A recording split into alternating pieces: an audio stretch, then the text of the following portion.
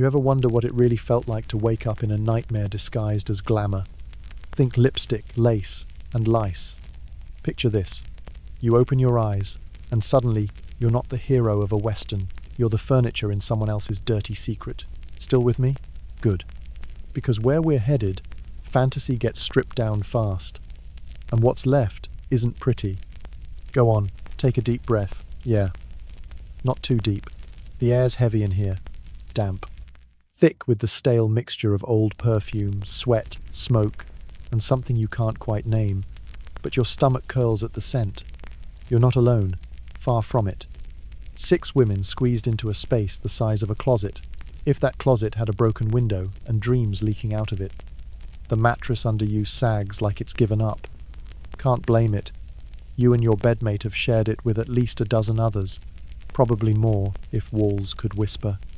Blankets, threadbare, sheets. Let's just say they've seen things and leave it at that. You can feel last night clinging to them like sweat-soaked regret. There's rustling, a cough, then another, then 5 more, like a sickly choir waking up. This isn't your room, not anymore. You're here, no, in a no-name brothel above a cracked saloon in Dust Rock, Montana. Yeah, not even a postcard town. But enough lonely men, and suddenly it blooms into a gold-stained mirage. The woman in the corner stirs first. Rosie. The house boss. Sharp eyes, tighter bun. She's not the cruel type, not really. Just a survivor wearing the skin of a businesswoman. She's been through it. All of it. And if you're still breathing by 30, she considers you lucky. Well, rise and shine, kittens. Rosie's voice slices through the silence. Part grit, your teeth. Miners'll be done digging soon. You don't want them knocking when your hair's still in knots. That's how mornings start here. No sunrises, no bird song, just the countdown to company. You drag yourself upright, every bone complaining. In the next bed over, Lily groans. She's what passes for a veteran around here. 3 years in the velvet trade, as outsiders whisper it. She's only 22, but her eyes look older than the building. God, my head feels like a kicked bucket, she mutters, tossing an arm over her face. She's not hungover, exactly. She's just tired of being awake. Someone pass the red bottle. There it is. Your introduction to tonight's main character. Laudanum. Sweet. Burnt. Brown like molasses, but with more bite. It's opium, really. Legal, cheap, and everywhere. The women here use it like breathing medicine, relief, escape, all in one. Sarah beside you, the girl with freckles and secrets, she never tell-shans the bottle over without a word. No one talks about why they need it. You just do. Sarah came from Boston. Clean accent, shaky hands. She arrived last fall, fresh-faced and broke. You never asked how. Everyone's story here starts the same. Someone needed money. Fast. Maybe a dead husband. Maybe a runaway carriage. Maybe just a man who smiled sweet and left quicker. You learn not to ask. She rubs her eyes and murmurs, "My turn at the wash." In the far corner, the basin glints dully in the morning haze. 2 inches of cloudy water. Cold. It's not a bathroom. It's a bowl and a dream. All 6 of you share it. First one gets the cleanest dip. By the last, it's a murky stew of soap, perfume, and yesterday's mascara tears. But you wash anyway. The smell's got to be managed. You're not trying to be clean. You're trying not to smell like desperation.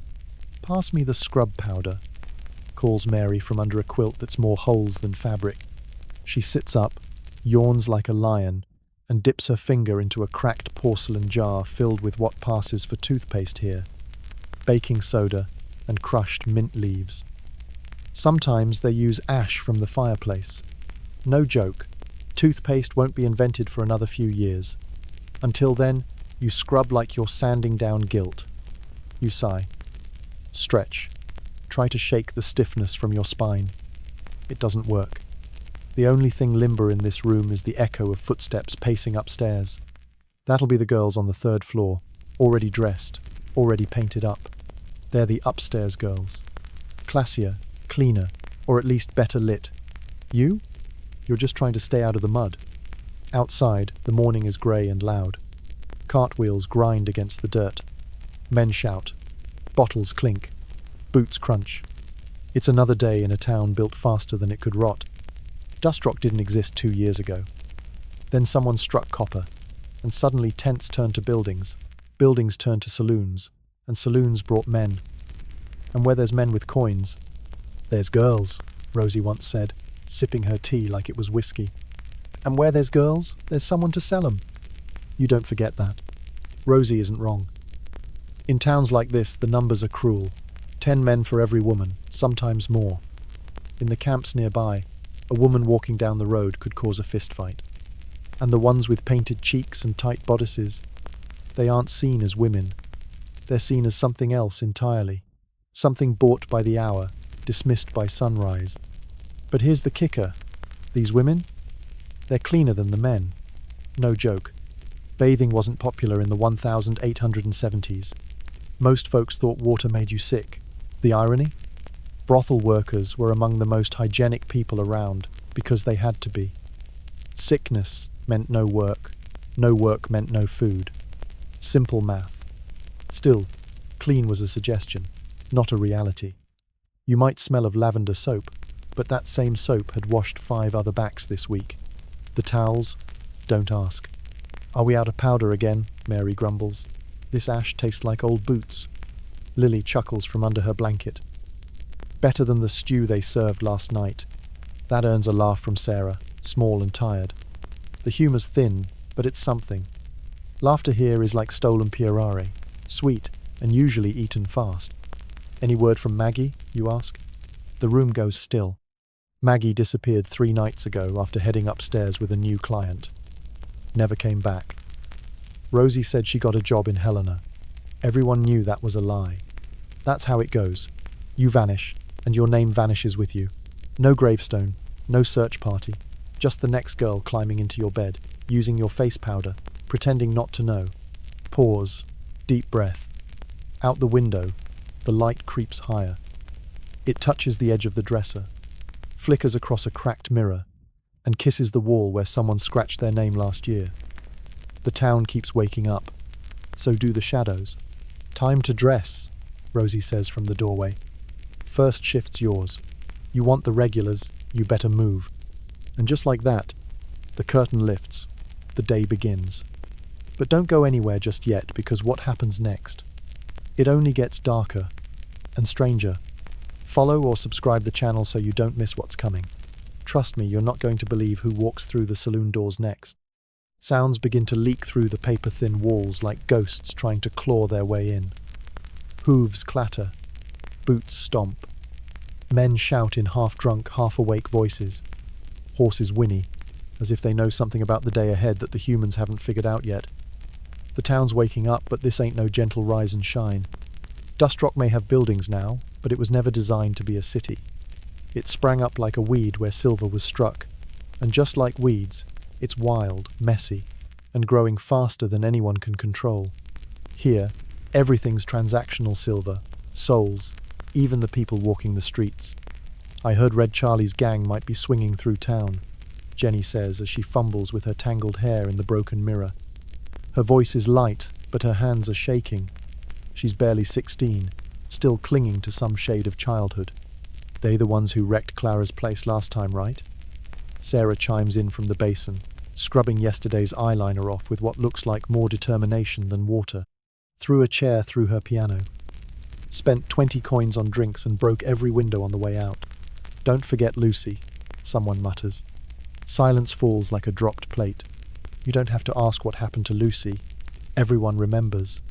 Even the new girls know, and they weren't here to see it. In a town like this, stories get passed down like warnings. And Lucy's story is one that ends in blood.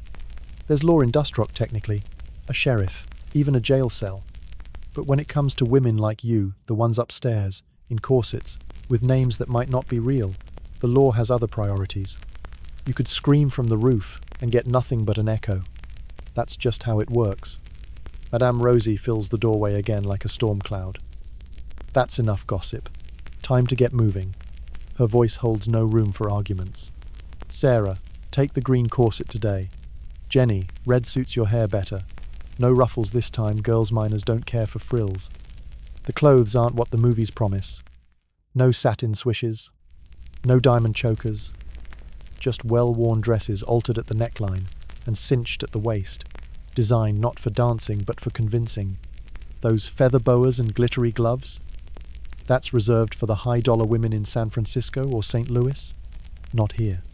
Not where miners still have rock dust in their boots and haven't seen a woman smile without charge in 6 months. Check this out, Mary squeals, holding up a small tin like it's buried treasure. Rouge. Real rouge. Paid extra for it. Came all the way from Sacramento. The tin is barely bigger than a bottle cap. Inside, the color is rich, rosy, and if you know what's in it, probably deadly. Lead, mercury, maybe even crushed beetles, but it works. Makes cheeks look warm, eyes brighter, lips less cracked. A miracle in powdered form. Won't matter if it kills me, Mary shrugs. I'll at least look good doing it. There's a cough behind you. Rosie again, halfway down the stairs. Remember the rules, girls. Eyes open. Check for sores. Ask for payment up front. If he argues, you send him back to me. That isn't just boss talk. It's survival. Venereal disease doesn't show mercy, and in a place with no antibiotics, it earns names like the Calamity, for a reason. Syphilis can rot a brain. Gonorrhea can leave you crippled. And those are just the ones with names. The basin's already turned into a splash of yesterday's makeup, sweat, and powdered hope. Still, you step in line. The others fight for a space near the cloudy mirror. As you wait, your stomach lets out a low, angry growl. It's not subtle. You haven't eaten since... well, you're not sure. Breakfast will be what's left downstairs. Rosie sometimes leaves out biscuits or old coffee. Once in a while there's meat dried, salty. The morning noise from outside creeps in like a thief flow at first, then louder, bolder, until it pours straight through the thin wooden walls. Men barking orders, boots crunching gravel. A horse lets out a high-pitched whinny, as if impatient for another long day of hauling tools or trouble. The sounds roll in one after the other, blending into the rough symphony of a mining town coming alive. Dust rock, unlike the manicured cities back east, isn't made of foundation sits built on fortune and fear. Silver carved this town into existence almost overnight. And just like silver, everything here feels temporary, spendable, breakable, people included. You all here? Jenny's voice cuts through the bustle inside, cheerful in a way that sounds too practiced. She's sitting cross-legged, braiding her still damp hair in front of a foggy hand mirror. Word is Clay Morgan's crew might be passing through. Jenny's the youngest, 16 maybe. She likes to pretend she's fearless, but you can see it in her eyes when the name Clay Morgan comes up. Last time they were here, they trashed Nettie's place. Sarah mumbles from behind her corset. Spent 3 weeks' pay and left 3 bullet holes in the piano. And Lucy? Someone else adds. No one says anything more, they don't have to. That's how it is here. The violence doesn't come with a warning, it arrives with a grin, drops a coin, and leaves with blood on the floor. The sheriff? He's more likely to tip his hat to a brothel madam than bother showing up when someone disappears. There's a moment of silence before Madame Rosie's unmistakable shadow fills the doorway once more. Enough daydreaming, let's get to it. She points. Sarah, that green dress'll do you right today. Jenny, red for you, you've got the face to pull it off. These aren't costumes from some old-timey saloon fantasy. No feather fans, no velvet gowns. The clothes are plain, a little worn, and usually stitched together with hope and a handful of pins. They're altered to show just enough to promise more nothing fancy, just functional. Mary, who's already half-dressed, holds up a small tin with a triumphant grin. Look what finally showed up from Sacramento, she says. Rouge, real stuff, not that homemade chalk we've been using. They gather around like it's treasure. And it is. That little smear of colour means survival. It hides the sleepless nights, the pale skin, the fading youth. Never mind that it might be laced with lead or mercury. In a town like this, you risk poison just to look healthy. Mary dabs a bit on her cheeks, winks, and says, if I'm going to drop, I might as well drop pretty. Downstairs, the saloon begins to stir. You can hear Jim sweeping the scrape of a broom over floorboards coated in spilled beer and crushed dreams. Jim was a boxer once. Now he pours whiskey with a crooked smile and 2 fewer teeth than last week. "Fresh barrel this morning," he shouts as the girls begin their slow descent down the creaky stairs. "And the whiskey shipment came in late last night. Got a batch that doesn't taste like shoe polish for once." Alcohol is the glue in this place. For the men, it loosens wallets. For the women, it dulls memory and sharpens charm. 1 drink to relax, 2 to forget, 3 to stop crying in the middle of a sentence. Before long, the bottle becomes your shadow, and right behind it comes laudanum. The first customers are already visible shadows behind the saloon's frosted glass windows. They shift and pace, boots scuffing the porch. Men with dirt ground deep into their fingernails and silver dust stuck in their beards. Some haven't spoken to a woman in months. Others have, and left bruises behind. Rosie, ever the pragmatist, gives the same morning reminder: fix your face. No one's paying for sorrow. And there it is, the daily contract. You don't just sell your body.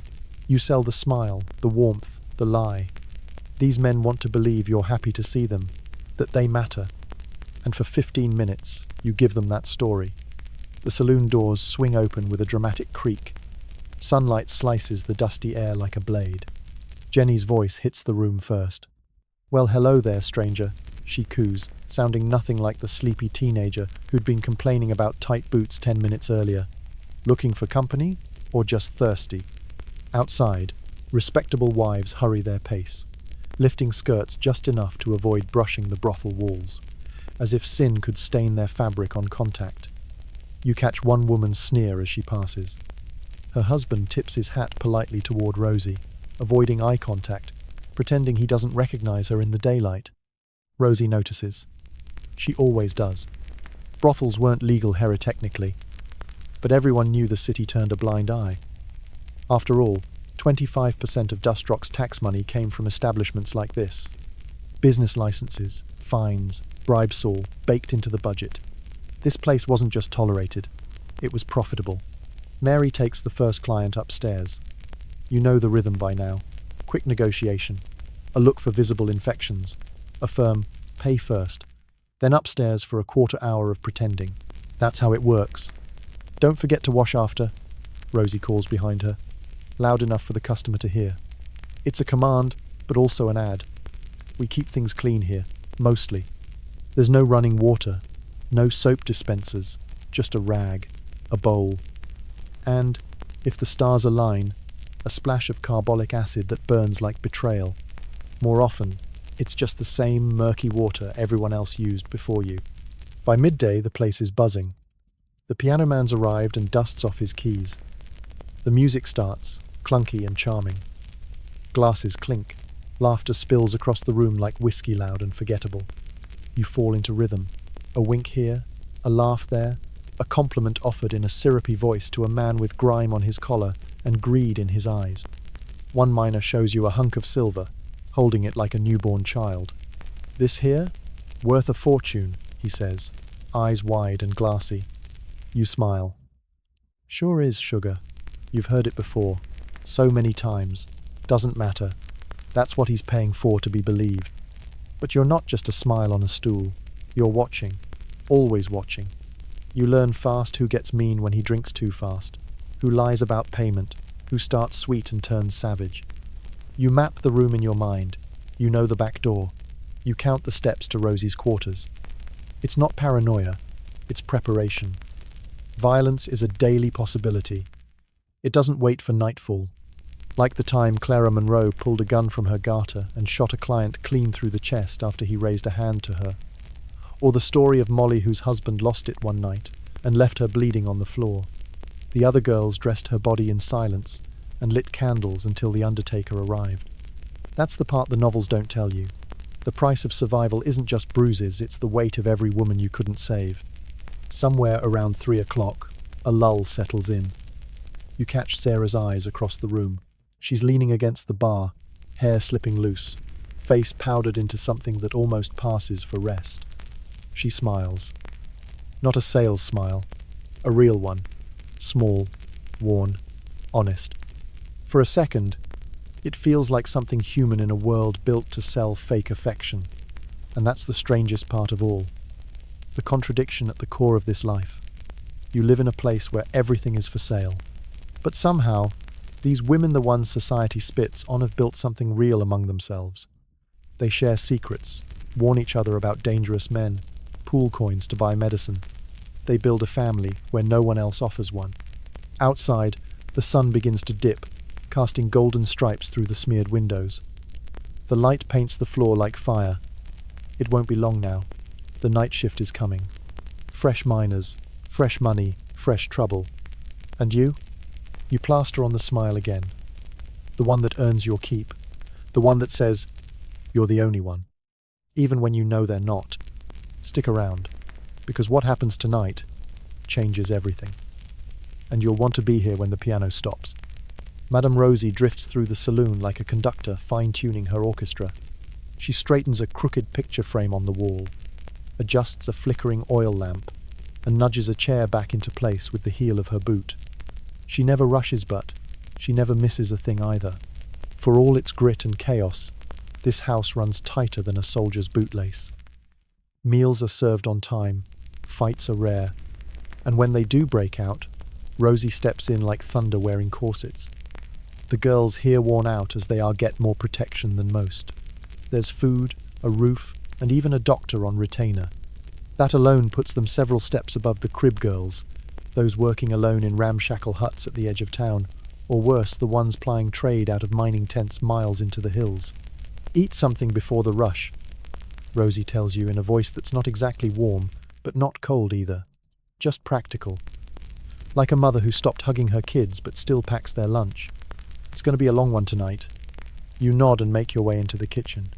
A pot of thick stew simmers over the stove. It smells of onions, something meaty, and just enough pepper to make your eyes sting. You ladle out a bowl and sit. It's not fine dining, but it's better than what half this town will eat tonight. See, the West wasn't just wild, it was starving. Food ran out all the time, freight wagons broke down, crops failed. Even rich men gnawed hard biscuits when the winter came early. Scurvy wasn't just for sailors' prospectors, with pockets full of silver still died with their gums bleeding and their teeth falling out. You eat slowly, listening to the sound of the house around you. Piano keys drift from the front room half, a song played by a man half sober. Laughter echoesome, genuine, some forced. Floorboards creak above as footsteps cross and recross. Each one means business, or the end of it. This is your world now. The good, the bad, the impossible. A life carved out in eyeliner and rouge. For some, it's survival. For others, it's a chance at power. Either way, it's built on the only currency women have ever been guaranteed to possess in a world that doesn't value them beyond the walls of a bedroom. As the sun sinks behind the peaks, shadows stretch long and warm across the wood-planked floors. One by one, oil lamps flicker to life, their glow chasing away the last of the daylight. It's time. You adjust your dress, smooth your skirts, and catch a glimpse of yourself in the tarnished mirror near the kitchen door. You pause. The reflection doesn't lie, but it doesn't tell the full truth either. You barely recognize her, this woman with the painted lips and tired eyes, and yet she's you. And tomorrow, she'll do it all again. The scratchy basin wash, the tooth powder, the smile that feels like a mask until it starts to fit. You reach for the blade tucked in your garter. A little thing, sharp and mean. Rosie insists every girl carry one. Men make promises, she says, and some of them try to collect with their fists. You slip it back in place and step out into the saloon. The doors swing open, letting in a gust of night air, cool, dry, and full of noise. The second shift has arrived. Men shuffle in, faces streaked with silver dust, skin weathered and dry from hours spent in tunnels blacker than coal. They blink against the lamplight like animals just released from a cage. "Evening, boys," Rosie calls out, voice smooth as aged whiskey. "Welcome to the Silver Lantern. What's your poison tonight?" The line forms fast. Regulars, strangers, newcomers, hoping to trade coin for something they can't name out loud. The saloon's heartbeat kicks up faster, louder. The night stretches like tar. Time thickens, then disappears. 1 minute it's dinner. Next, it's dawn. You don't remember the hours in between, just flashes. A joke that made someone laugh too loud. A coin tossed with a wink. A hand that lingered too long. A face you pretended to care about for 15 minutes, then forgot on purpose. It's nearly morning when the last miner stumbles out, clinging to the wall for balance. The room smells of whiskey, sweat, and wood smoke.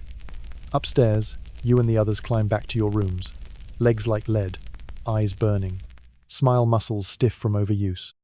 5 hours till the doors open again. Sarah groans, collapsing onto the lumpy mattress. Might as well be 5 minutes, you mutter, already unlacing your boots. Sleep doesn't come easy in a place like this. It arrives in pieces, interrupted, shallow, never enough. You learn to rest with one eye open, always listening, always ready. Because sometimes the danger doesn't knock, it already has a key. The day doesn't ask if you're ready. It just comes. And this morning, it comes loud. Water delivery's here, Rosie shouts from the bottom of the stairs. It's enough to send a jolt through every tired woman in the building. Fresh water in Dust Rock isn't just rare, it's currency. No pipes, no plumbing. Every drop is carried in by men with strong backs and sour attitudes. Buckets by the dozen. You force yourself upright as Lily sighs next to you. My turn, she mutters. Can someone help with the hauling? You nod and join her. At the top of the stairs, you watch a wiry man huffing buckets into the kitchen, one at a time. The water sloshes and sparkles in the light, something so basic, yet so precious. 12 gallons, ma'am, the water carrier says, wiping his brow. Same rate as yesterday. Rosie nods and drops coins into his palm without blinking. Bring extra tomorrow. The Gold Creek boys are riding in. They'll be coated in more dirt than dignity. 12 gallons. 6 women. Some left for cooking, a little for scrubbing floors. Do the math. That leaves about 2 gallons per girl. You probably used more in your morning shower today. You and Lily carry the buckets upstairs. Arms straining, fingers raw. Water spills with every step, but you hold steady. Each drop costs money. Each drop buys hygiene, healthier, at least the illusion of it. Fill the hip bath first, Rosie orders from below. Jenny's got that banker at noon. He pays extra if she smells like rosewater and not whiskey. The tuba squat, dented metal thingsits in the corner of the largest bedroom. Barely big enough for one woman to crouch in, but around here, it's a luxury reserved for the highest bidders. Jenny's next in line. Sarah peers around the door and asks, "Same water after?" Rosie doesn't answer. She doesn't have to. The real work hasn't started yet. But it's coming, and tonight, something's going to change. Stick with us. This story has layers you haven't even peeled back yet. She doesn't need to ask. Not really. Everyone already knows the answer. Same order as always, Rosie says, voice low but final. Jenny first, then any of you with paying company lined up, the rest by seniority. There's no argument. Just quiet resignation. It's not ideal, far from it, but it's the system that keeps the wheels turning. The hip bath, once filled, will be used by girl after girl until the water darkens into something more memory than liquid. And when it's too foul to fake clean, it won't be tossed just yet. It'll be saved for mopping the floors. Maybe even the laundry water, if Rosie thinks it's still got one more use in it. Water on the stove's heating now, Rosie adds, already halfway down the stairs. Ought to be ready in an hour. So while one waits to wash, the rest don't idle. There's always something. Contrary to the Hollywood illusion, brothels weren't dens of glitter and lounging women, not the real ones. These places, oddly enough, were cleaner than most saloons or inns, because filth, frankly, was bad for business. Rosie kept her standards sharp. The girls might have been exhausted, but she'd make sure they were at least visibly presentable and uninfected. A voice calls up from the stairs. Got something for the lot of you. Jim appears, climbing the final step with a wooden crate tucked under one arm. His cauliflower ear twitches as he nods toward the hallway. Drummer passed through yesterday, selling these. He sets the crate down with a grunt and cracks it open. Inside are bottles, dozens of them. dark brown glass with hand-stamped paper labels peeling at the edges. Dr. Culver's female elixir. Snake oil, or something very close. A cocktail of alcohol, herbs, maybe a few drops of opium for good measure. Promises relief for female complaints. Whatever that means, anything from cramps to heartache to inconvenient pregnancies. How much? Rosie asks, arms folded, tone flat. Already paid, Jim shrugs. Call it an investment. Sick girls don't earn. No one says it out loud, but everyone knows what he means. If the girls stop working, the money stops flowing. This isn't about kindness. This is business. A brothel without women is just a boarded-up building full of old beds and unpaid bills. Mary's already unscrewing the top of one. She sniffs it, makes a face, and takes a swig. Her mouth twists like she's licked a horseshoe. Tastes like licorice. And regret, she mutters. Bet it works just as well too. The girls laugh. A little too hard. That nervous edge never quite leaves the room. Still, every one of them grabs a bottle. In a world without antibiotics or trustworthy doctors, even a placebo is better than facing sickness empty-handed. 10 minutes till breakfast, Rosie calls again. And don't forget the chores after. The kitchen, if you can call it that, hums with activity. Not your spotless modern kitchen full of digital timers and wipe-clean surfaces, no. This one's ruled by a massive black iron stove that eats firewood like candy. The wooden table bears the scars of years' knives, cups, boots, elbows. Everything is mismatched. Forks with bent tines, plates that look borrowed, yet it functions.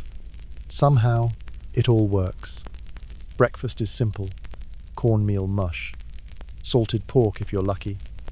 Coffee that could strip paint from a wall. No time for seconds, no time to sit and chat.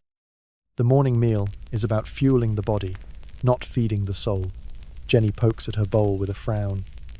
God, I miss real eggs, she mutters. My ma used to make scrambled with cream. Used to smell like heaven. Mary doesn't look up from her plate. My ma used to hit me with a coal shovel, she says flatly. So, I'll take the mush. There's a pause. No one tries to smooth it over. That's the real story, the one no one writes songs about. These women didn't all arrive here chasing adventure or luxury. Many ran from something worse. The brothel, as painful as it is, was often the lesser evil. Abusive fathers, dead husbands, empty pockets, abandonment, you name it. After breakfast, the real work begins. Not the kind that gets paid, but the kind that keeps the building standing and the women alive. Glasses need washing, the floor swept, the linen stripped. Every girl has a task. The sheets, God help whoever's on sheet duty, are carted out back in stained bundles and dumped into wide tubs for boiling. Lye soap, hot water, heavy steam. It burns your nose and stings your eyes, but it kills most of what needs killing. Most of it. Sarah holds up a dress to the light. The blue one's ripped again, she sighs, thumbing at a tear along the hem. Silk thread, Rosie says from behind her. And mind the neckline, it's drooping too low on the left. Save that for payday, not breakfast. Clothing repairs never end. The dresses the women wear aren't the glitzy numbers from theatre stages. They're practical cut to come off quickly, built to last just long enough to earn back their price tag. And if they rip, they're stitched. If they rip again, stitched tighter. No one gets new ones unless a client pays for it, and even then, it usually costs more than it's worth. By late morning, the water for the hip bath is finally heated. Steam curls from the tub like a gentle ghost. Jenny wastes no time. She strips down without a second thought and steps in, letting out a long, low moan. Sweet mother of mercy, she sighs, sinking into the water. Almost worth selling my dignity just for this. The girls laugh. A little joke. A little truth. Sarah sits nearby, needle in hand, patching the dress hem. Mary digs through a battered box of makeup pots and empty perfume bottles, tossing out the cracked ones, keeping anything with even a hint of colour left in it. From the window, Lily says casually, "Heard there's a new doctor in town." Her tone is light, but it hits the room like a dropped hammer. All heads turn. Girl from the bucket of blood says he doesn't report to the sheriff, Lily adds, still looking out the window like she didn't just say something dangerous. Silence again. But it's electric. This is news worth knowing. A doctor who doesn't tattle, who might patch up a girl without writing her name down or whispering it to a badge. That's rare. Valuable. Because sometimes what a woman needs fixed isn't just a scratch. Sometimes it's the kind of problem the law calls a crime, even when it isn't. The room stays quiet for a beat.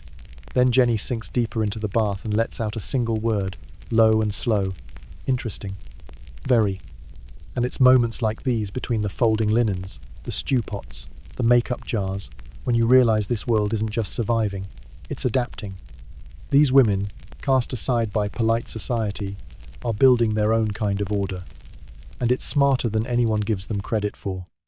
Stay close. What comes next? It's not just another night, it's a turning point. That kind of news crackled in the air like dry lightning.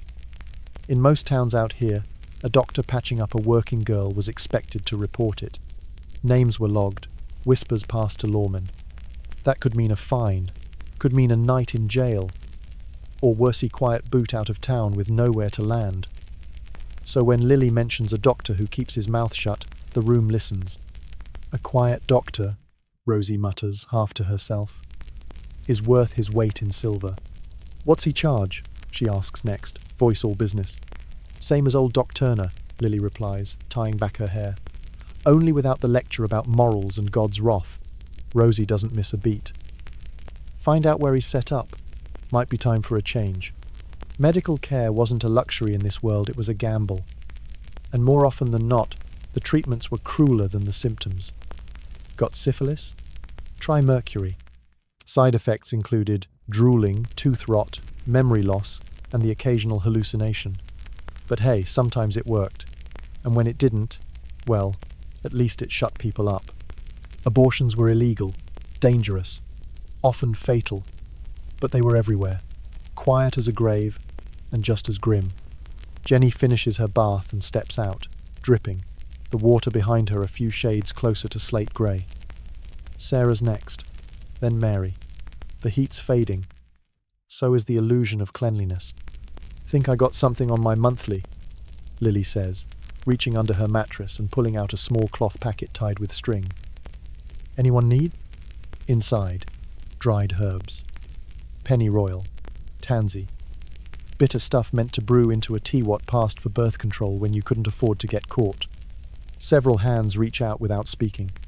Just a nod, a thank you, a pinch taken and tucked away for later. These herbs were risky. Too much could shut your kidneys down, make your stomach bleed, or worse. But the alternative carrying a child in this life was a sentence. You couldn't work pregnant, and there was no safety net once your belly started to show. Birth control wasn't about planning. It was survival, pure and simple. Mail's here. Jim's voice booms from downstairs. Got letters. Suddenly, everyone's a little more alive. Letters were oxygen. The only tether most of these women had to a world outside these stained walls. Some wrote to parents who thought they were maids or seamstresses. Others clung to memories of someone he knew still cared. Anything for me? Jenny asks, her voice suddenly softer, younger, like it was reaching backward in time. Jim shuffles through a slim stack of envelopes. Not today, kid. Her smile falls for a breath. Just a moment. Then she lifts her chin and forces the brightness back onto her face like applying rouge. Their loss, she says with a wink, and spins away. You feel that one, right in the chest.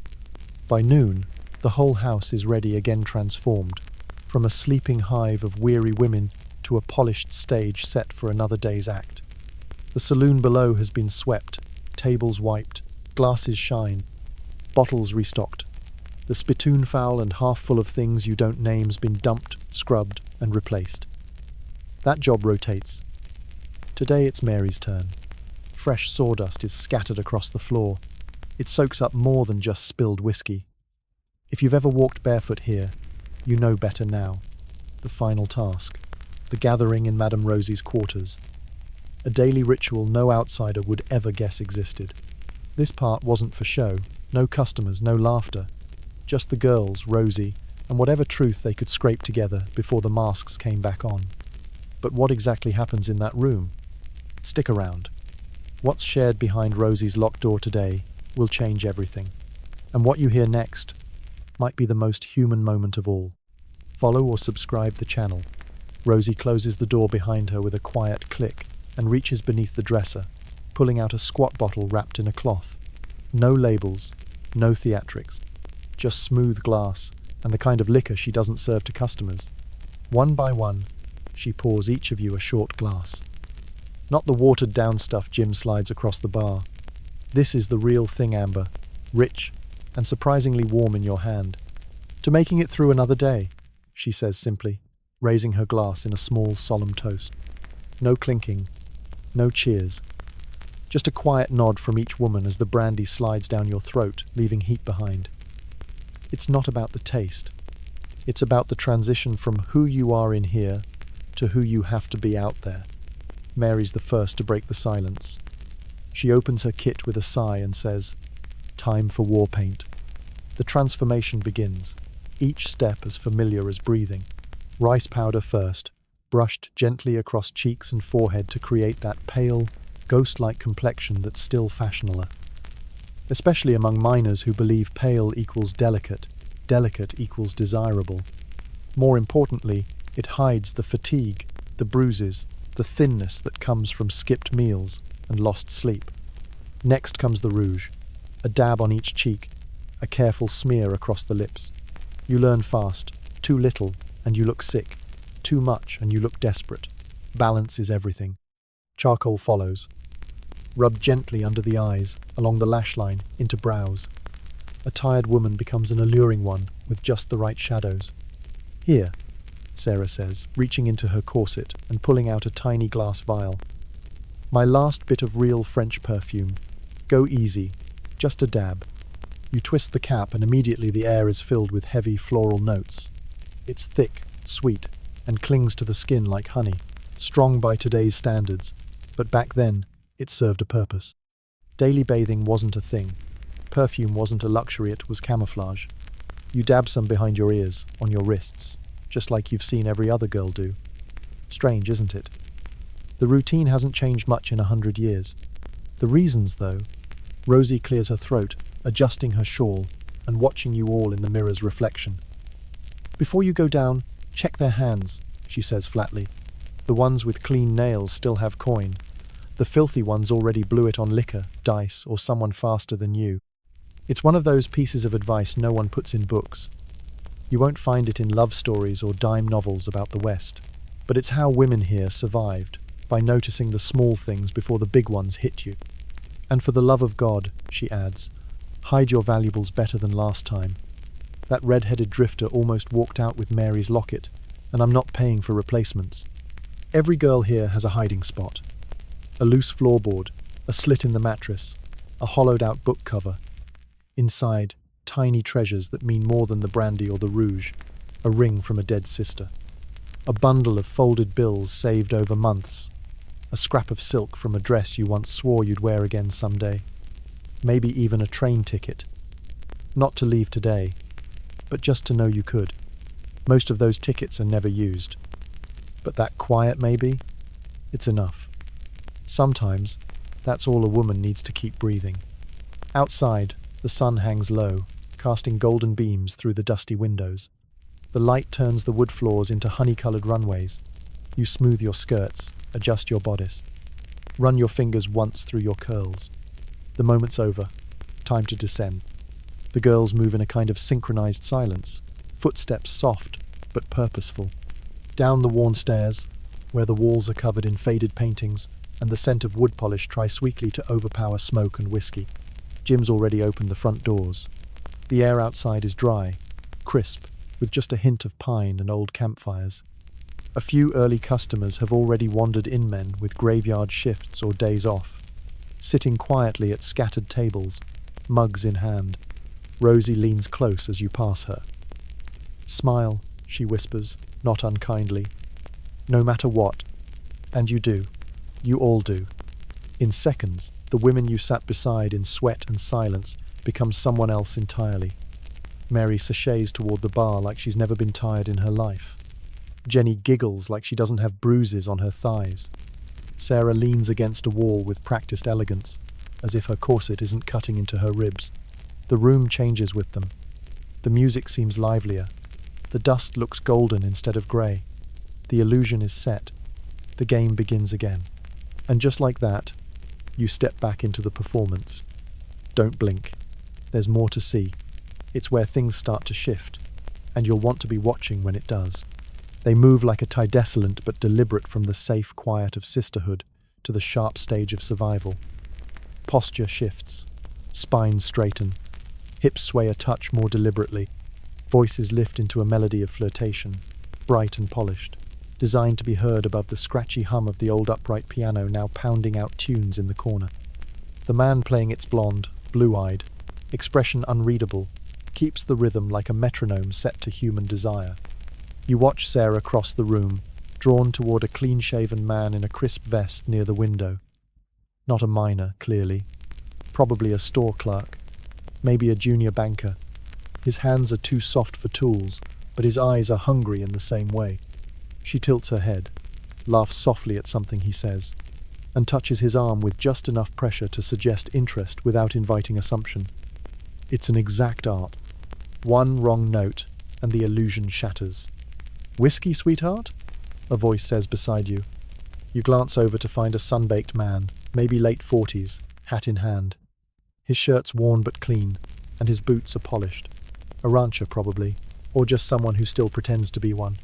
You smile. That well-rehearsed smile you've worn so often, it practically slips on by itself. "Only if you're joining me," you say, smooth as warmed honey.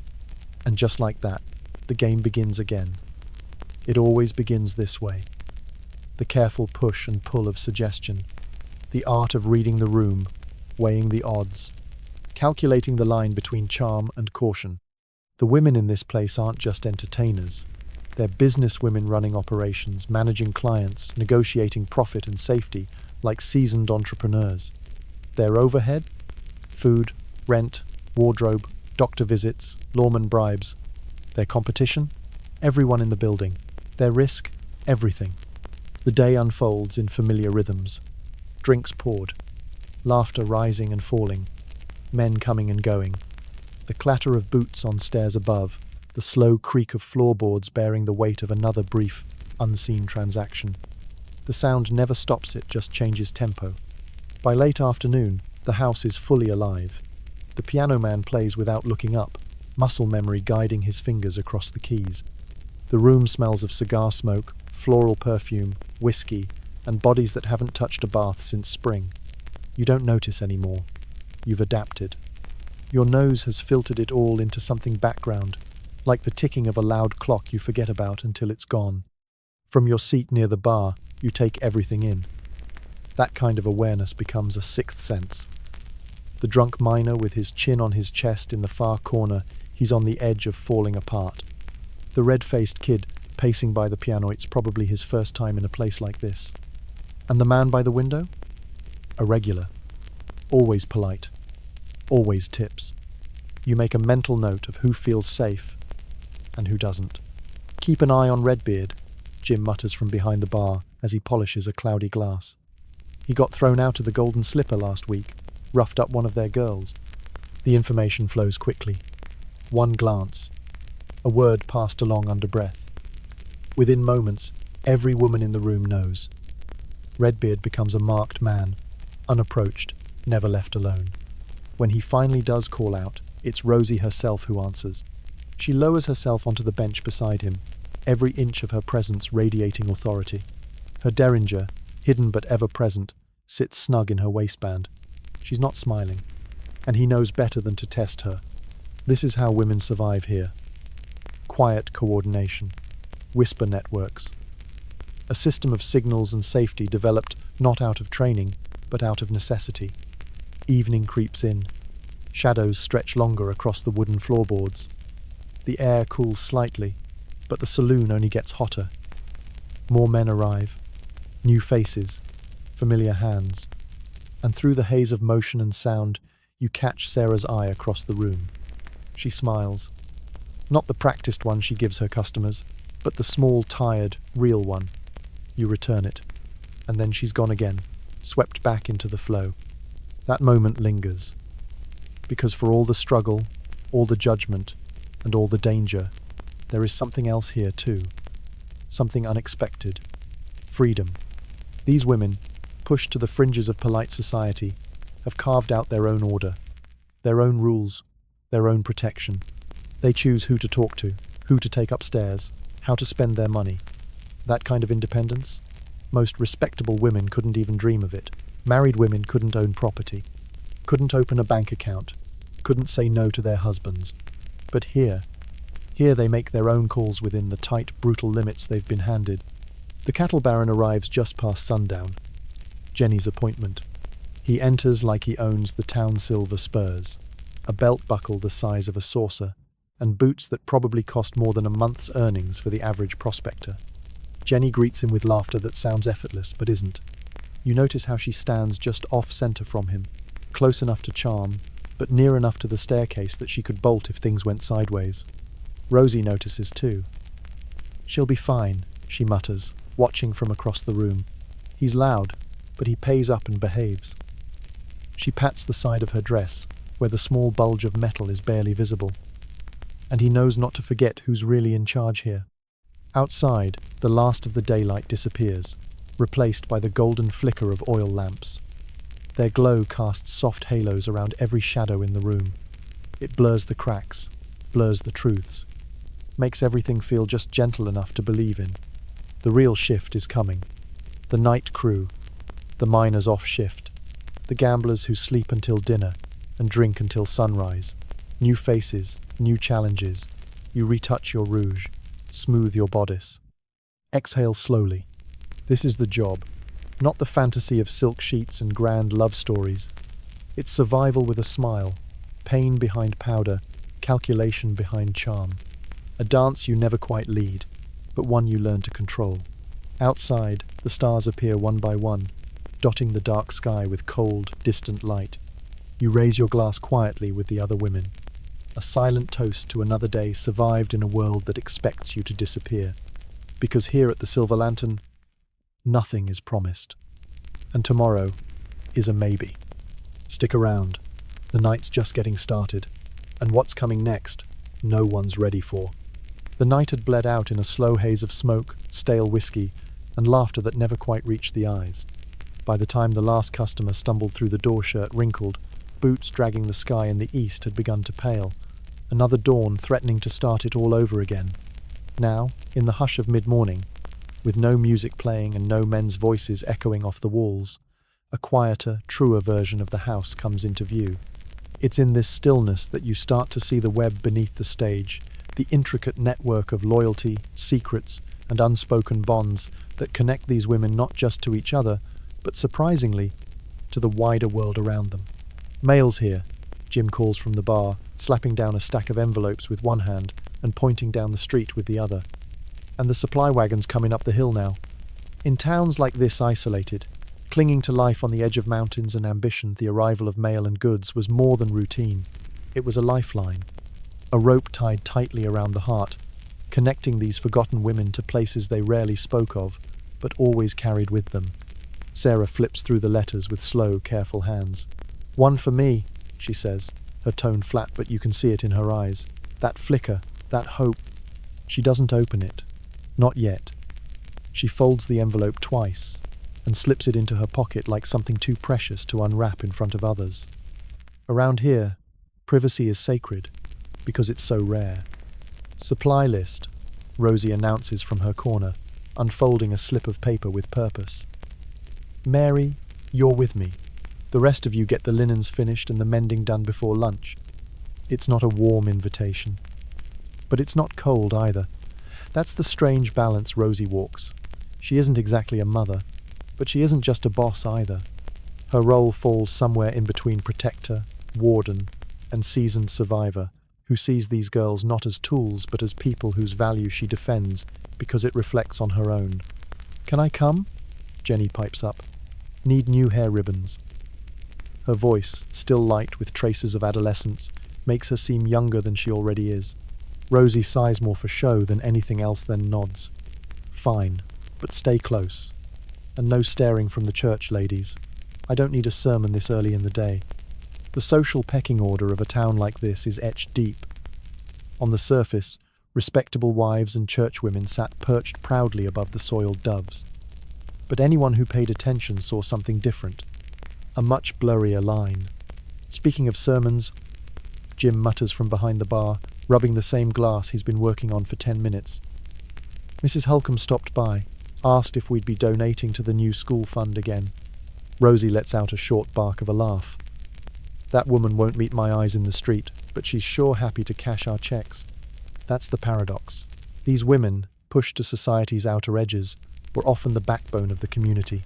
Their money built schools, paid for pews, stocked shelves at the pharmacy, but in return, they got whispers behind fans and turned backs on sidewalks. Tell her we'll match whatever the bank gives, Rosie says, voice cool. But make it anonymous. Of course, Jim says with a smirk. Because in a town this size, anonymity is more fiction than fact. But the dance must be done anyway. Rosie gathers her list, gestures for Mary and Jenny, and heads out. Once the door closes behind them, the energy in the house shifts again. Without men in the building, and without Rosie watching from her perch, the women relax just slightly, shoulders drop, corset laces loosen. The performance pauses. Any real coffee left? Lily asks, stretching with a groan that comes from somewhere deep in her spine. You nod and head to the kitchen, reaching under the counter where the girls keep the good stuff, the strong, black, uncut grounds not meant for customers. You pour her a mug, and she accepts it with a grateful sigh. Bless you. That rancher last night had me dancing in circles for 2 hours before he even mentioned going upstairs. I was ready to throw him down the stairs myself by the end. This is where the real relationships form. Not in the shared clients or the staged smiles, but here, in the between moments. Over coffee, over sewing, over blistered feet and shared herbs. Sarah, Lily says after a minute, glancing at the envelope now peeking from Sarah's apron pocket. That letter from your sister? Sarah nods, and for the first time that day, her smile breaks through without effort. She had the baby, she says softly. A girl. That's wonderful, you say, and you mean it. They named her Elizabeth. Sarah continues, her voice catching. After our mother, she says she's healthy, strong. What goes unsaid is louder than what's spoken. Sarah will likely never hold that child. Letters might continue, but visits? Unlikely. Most women here still write home, still send money when they can, still maintain the fiction. Working in a dress shop, housemaid to a family, paid companion to an old widow. Anything but the truth. My sister stopped writing 3 years ago, Lily says flatly, not a trace of emotion in her voice. Stopped the day I told her what I really do. The silence stretches across the room like a blanket. Because every woman in that room knows the weight of that truth. Some carry it folded, others wear it like armor, but all of them have lived it. Then comes a knock at the back door. A soft one, hesitant. You rise and open it to find a boy maybe 12 standing there, with a burlap sack in one hand and a busted shoe on one foot. His clothes are dusty, his face sunburned, but he doesn't look scared, just shy. Delivery, he mumbles. From Harlan's. Mister said to bring it round back like usual. You nod and take the bag. He doesn't leave right away, just stands there, glancing behind you at the hallway, as if trying to peek into a world no one ever talks about but everyone knows exists. This moment quiet, awkward. Simple says more about life here than 100 stories could. The brothel might be hidden behind shame and whispers, but it's part of the town's heartbeat, and even the children know it. Stick around, because what happens next, it's not what you think, and no one here gets to pretend forever. The boy shifts nervously on the porch, eyes on the floorboards, fingers fidgeting with the frayed edge of his shirt. Doc Simmons sent me, he says quietly, still not looking up. Says he'll come by after sundown. Someone's sick. Says it can't wait. You press a small coin into his calloused palm. Tell him we'll be expecting him. He nods once, then bolts down the alley like the shadows are chasing him. You can't blame him. No one likes being the messenger for places most folks pretend don't exist. Lily closes the door behind you. Must be for Lucy over at the Gem, she says. rubbing her arms like the air's suddenly colder. Heard she was coughing up blood yesterday. Sarah doesn't even look up. Consumption. That one word carries weight. Back then they called it that consumption, as if the illness swallowed you whole. And in places like this, where 6 women might share a room the size of a chicken coop, it moved like smoke under a door. Tuberculosis didn't care if you were working or not. But in this life, not working usually meant not eating. So they stayed on their feet until they couldn't, and then disappeared. And yet, this message from the doctor meant something. Not all doctors turned away women like them. A few like Simmons treated them quietly, without fanfare or shame, after hours, behind locked doors. Not because they were saints, but because disease doesn't stop at class lines, and a sick woman today could mean a sick town tomorrow. Remember that doctor in Denver? Lily says with a scoff. The one who made us sit in his goat barn behind the office? Better than that smug bastard in Leadville, Sarah replies. He ratted out half the cribs, shut down most of the girls in a week. The conversation's cut short by a knock at the back again. You open the door to find Thomas the butcher's boy grinning like he owns the place, a bloody parcel under one arm and his cap twisted backward on his head. "Afternoon, ladies," he says with a wink. "Brought the best cuts for you, just like always." He's not old enough to be in here officially, but too old to be scared of it. His deliveries have become a sort of rituala link in the strange web between the brothel and the rest of town. Lily snatches the meat and grins. "Does your mama know you're flirting with fallen women, Tommy?" "She knows you'll tip better than the hotel," he shoots back. "And she don't mind as long as I don't start pricing steaks by the hour." He disappears with a cheeky grin, leaving the door swinging behind him. You all chuckle, despite yourselves. "That kid's going to be trouble when he gets older," Sarah says, shaking her head. "Already is," Lily snorts. "Caught him sneaking out of the Magnolia house last week. After midnight, looking like he'd seen heaven and hell both." That earns a round of laughter. Magnolia was the other house down the street. Not as polished. A little rougher. Mostly catered to hard-drinking miners. Less velvet, more sawdust. And right on quays, if summoned by mention, a figure appears at the front door. Pearl, one of the Magnolia girls. Pretty, sturdy. Looks like she hasn't slept. "Is Rosie here?" she asks, glancing back over her shoulder like she expects someone to be following. "Out on supply run," you tell her. "Everything all right?" Pearl hesitates. You can see her chewing it over, to tell or not to tell. But in the end, survival wins over pride. "New marshal just rode into town," she whispers, stepping inside. "Word is, he's planning a raid tonight. Wants to make a name for himself." The air shifts instantly, as if the floor itself stiffens beneath your feet. Brothels were always technically illegal, but the law was usually flexible. The right payoff at the right time kept doors open. But new marshals?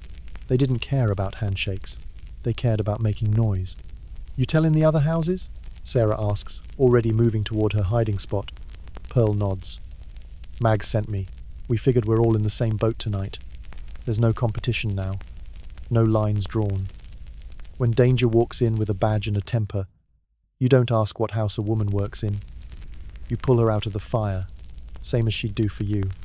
"Thanks," Lily says, slipping a coin into Pearl's hand. "We owe you one." Pearl nods once. "Just looking out for our own." Then she slips back out, vanishing into the street. "Should we close?" you ask, the question catching in your throat. Lily shakes her head. "Can't. Not without Rosie's say. And closing just tells the marshal we're hiding something. So instead, you all get to work silently, efficiently. Money is tucked into false drawers, jewelry into floorboards, letters into the lining of pillowcases. You check the back door lock, count your emergency coins, and mentally list which customers might have enough pull-a-gilto help if anyone's arrested. This isn't panic. It's protocol. Everyone here has done it before. By the time Rosie returns, the house is humming with tension. She walks in, arms loaded with parcels, Mary and Jenny behind her carrying bolts of fabric and tins of coffee. You tell her everything.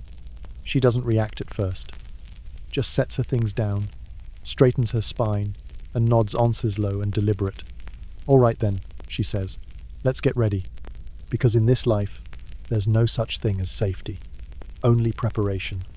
And tonight, it's going to be tested. Stick with us. The next few hours could change everything.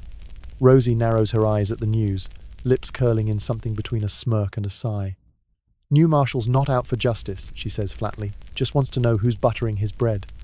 Then she looks toward Jim. Take him a bottle. The good stuff. Let him know it's a welcome to town and a reminder. This wasn't bribery. Not exactly. It was tradition. One of the oldest games in the West. This tightrope walk between the law and those who kept business humming after dark. A bottle here, a kind word there, and the town kept spinning without too many questions. Sarah crosses her arms. And if whiskey and charm don't work? Rosie doesn't flinch. Then we move to plan B. That's all she says. She doesn't need to explain. Her calm is infectious. You can feel the room steady around her presence. By sundown, everything's back in motion. The lamps are lit, the mirrors wiped down. The saloon gleams in its own dim, smoky way. The piano man shows up late, drunker than usual, but still manages to slide onto the bench like he owns it. And not long after, the miners begin to trickle in boots caked in red dust, eyes dull from the tunnels. Rosie stands at the front, unlocking the doors like it's any other night. Keep it natural, she murmurs. But watch the back. You keep your eyes open. There's a twitch in the air tonight. Something electric under the usual rhythm.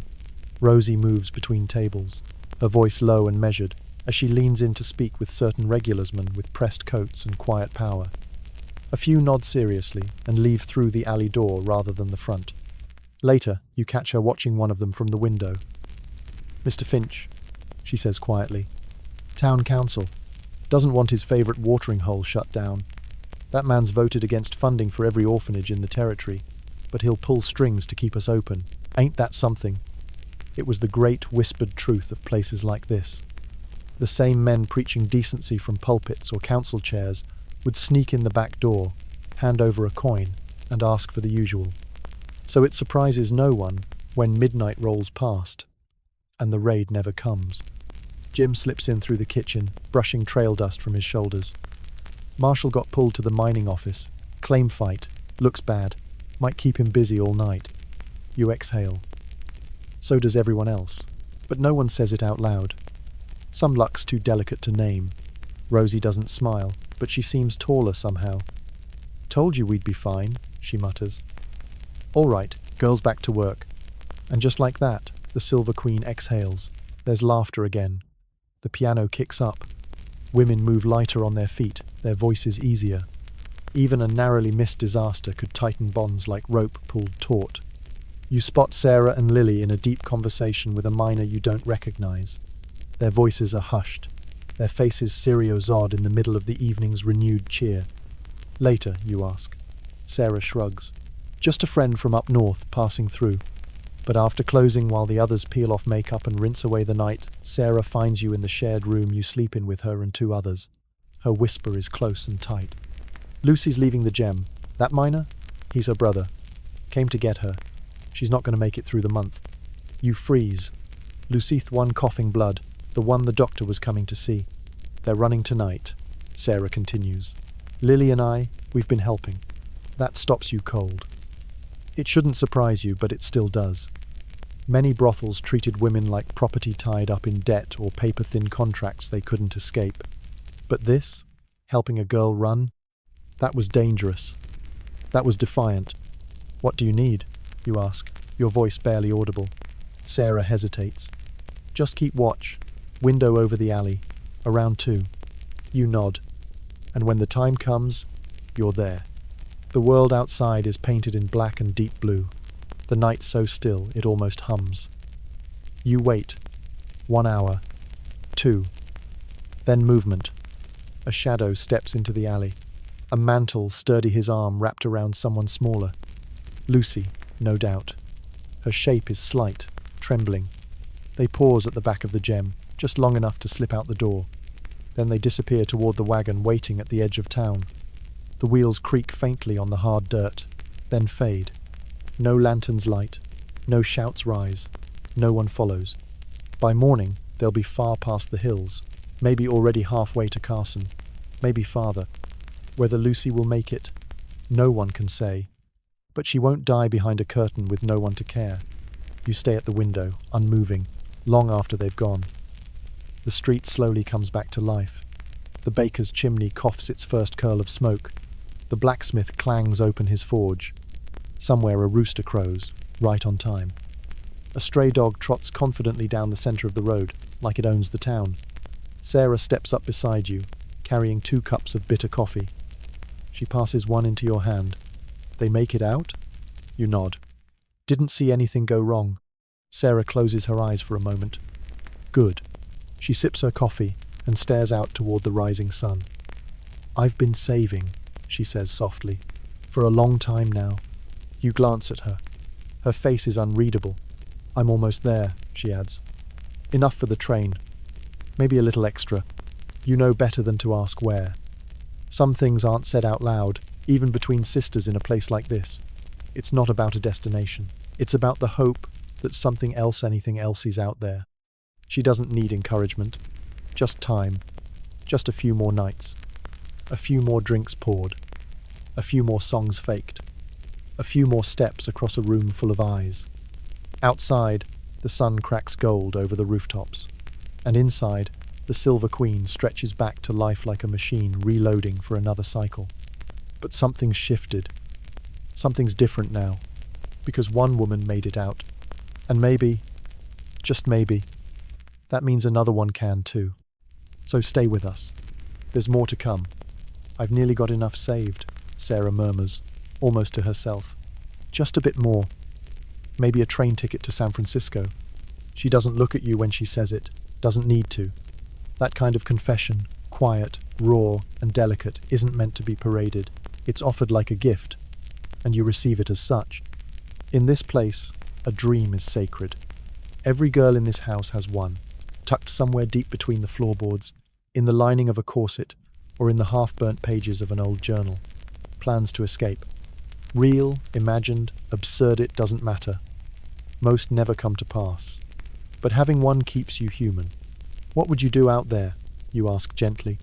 Sarah's mouth curls at the corner. Open a little dress shop. Or maybe... She shrugs. Just live somewhere no one knows what I've been.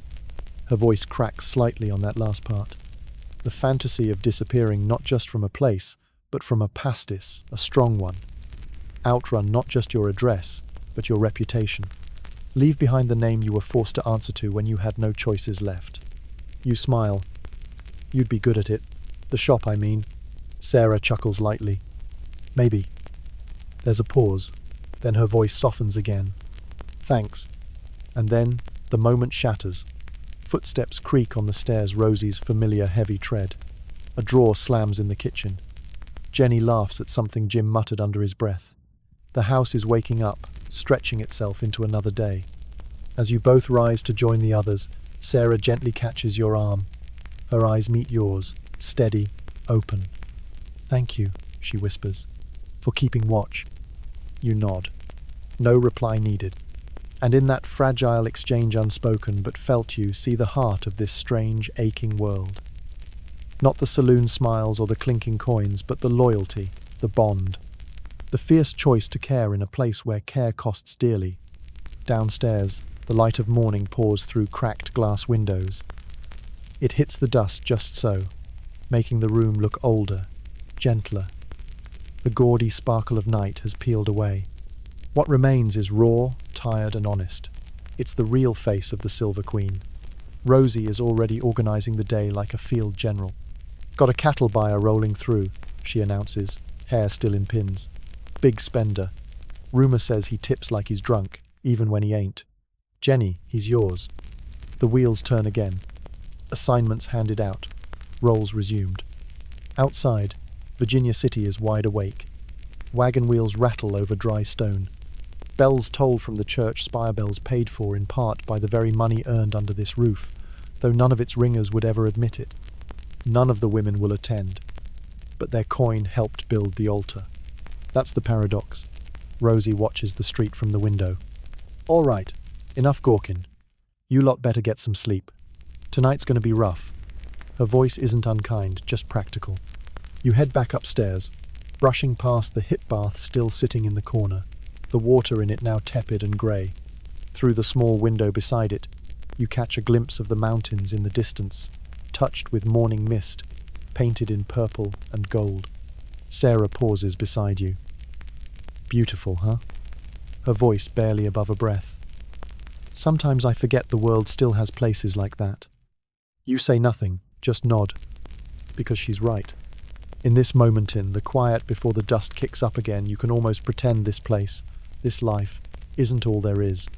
You both stand there for a moment longer than you should, eyes on those distant ridges, where the air is cleaner and the rules are fewer.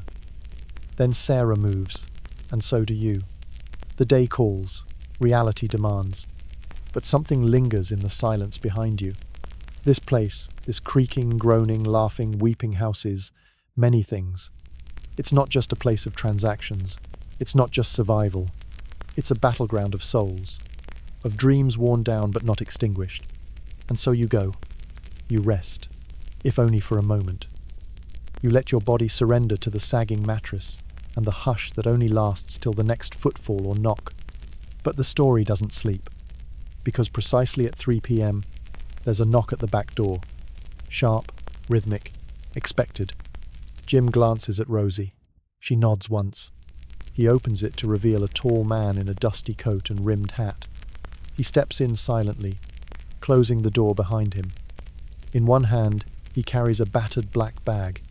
"Afternoon, ladies," says Dr. Simmons, removing his hat. Not smiling, but not judging either. His eyes sweep the room like a man used to seeing things he can't fix, but still shows up anyway. There's a pause. Everyone gives him space, not out of fear, but reverence. He's not the enemy. He's not a savior either. Just one of the few men who steps into this house not to take, but to help. Rosie approaches. Got a girl with a fever. Could be nothing. Could be everything. He nods, already rolling up his sleeves. Where? The upstairs room, third on the left. You watch him disappear up the stairs, boots making no sound, and suddenly the air shifts. This is the other battle women fight here run that doesn't show on rouge-stained cheeks or whispered deals. Illness. The slow erosion of the body in a time when medicine barely kept up with hope. Downstairs, someone clears their throat. The world resumes. But the knowledge hangs heavy. In a brothel like the Silver Queen, sickness doesn't just mean discomfort. It means risk. It means poverty. It means disappearing quietly, replaced without fanfare. Your name may be mentioned once, then never again. You return to your room. There, beside the window, Sarah is awake too. She doesn't ask what's happening. She knows. You sit together in silence for a while, sharing sips of coffee from a chipped mug. Finally, she says softly, "He's not like the others." You nod. "He treats us like we're people." Another nod. Sometimes, that's all it takes to feel seen. Sometimes, that's everything. So here you are, two women, bone-tired, perched between reality and dreaming, with a mountain horizon in the distance and a doctor treating a fever above. Tomorrow will come with its dust and its drunks, its deals and dances. But tonight you have a window, a warm drink, and a fragile kind of peace. Who's first today? Dr. Simmons stands in the doorway, his voice calm, practiced, but not cold. He carries that subtle weight of someone who's seen enough suffering to stay steady through it. A professional, yes, but with the faintest flicker of concern behind the eyes. No antiseptic room, no white coat, just a dusty back room, cleared in a hurry, smelling faintly of mothballs and wood polish, a folding chair, a worn table. The same spot where men play cards and lose coin by candlelight is now the makeshift clinic for the Silver Queen. "Mary's got symptoms," Madame Rosie says, her voice clipped, firm. Her eyes don't leave the doctor's. Jenny's due her checkup too. Rest'll line up after. Mary steps forward, arms folded tight, face like stone. She's not scared, she just refuses to show it.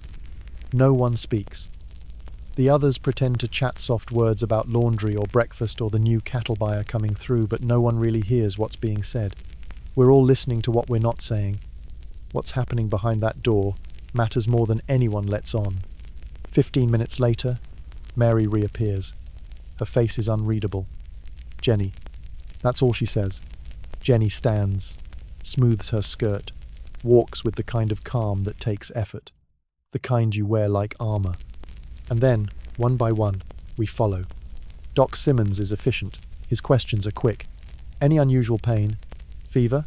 Bleeding? When it's your turn, his hands are clean washed in a porcelain basin that's been emptied and refilled after each girl. That alone makes him one of the better ones. He listens to your chest, your breathing. He checks your throat, looks for signs marks, swelling, rashes. His fingers are gentle, but the air in the room is thick with a silence that feels clinical. Not cruel, just distant. You say, "Just tired. Sore. Is all." He nods, unsurprised. It's always the same. Tired feet, tired voices, tired souls. He offers the same advice he gives everyone, always with that faint trace of weary knowing.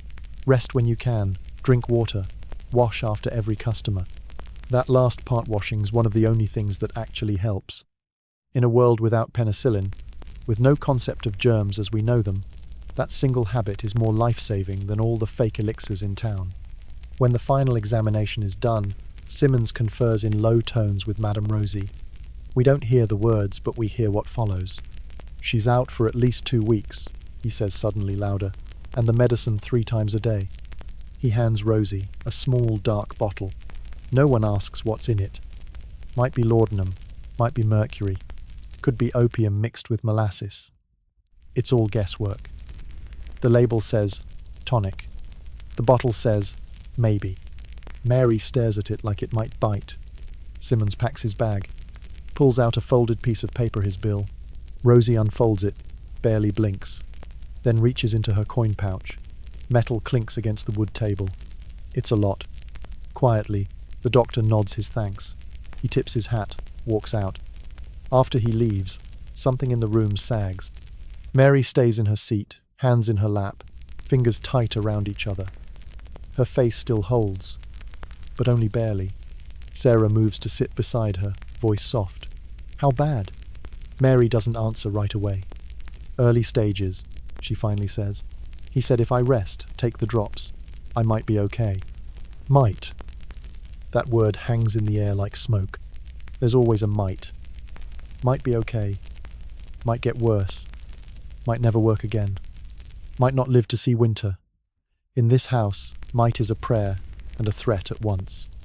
Syphilis doesn't kill quick. That's the trouble. It sneaks. Stage 1 is nothing, just a sore. Stage 2? Fatigue, fever, skin rashes. But Stage 3? Stage 3 doesn't let go. Madness, blindness, pain that never ends. And all the while, it looks like you're just tired. Rosie moves toward Mary with that same matter-of-fact authority she carries through the halls. "You'll stay in my room," she says, as if it's already decided. "Sarah will handle your regulars. You won't lift a finger until I say otherwise." That's not a kindness. It's survival logic. Sick girls don't make money, but dead girls lose a madam everything. Mary barely reacts. "What about my share of rent?" she asks, her voice faint. That question stings, because everyone knows the answer should be, "Don't worry about it." But business is business. You see Rosie's face twitch, just slightly. "We'll work it out," she says. That's as close to compassion as you'll get in a brothel. Rent isn't cheap. Girls pay for their rooms, their meals, their dresses, and sometimes even their soap. Even the sick ones. Especially the sick ones. Because rest costs money. And money's the only thing that buys choices. Sarah reaches for Mary's hand. Doesn't speak. Doesn't need to. Across the room, Jenny brings over a cup of water. Another silent offering. And in that moment, the house, always so loud, so laughing, goes quiet. Not in mourning, in respect, in solidarity. Because no matter how much rouge you wear, or how many names you pretend to answer to, this could be any of us. You can almost hear that bottle of medicine ticking like a clock. Outside, a wagon creaks past on the road. Children yell somewhere in the distance. The world keeps moving. But inside the Silver Queen, everything holds still. Even Madame Rosie pauses by the window longer than usual, watching something none of us can see.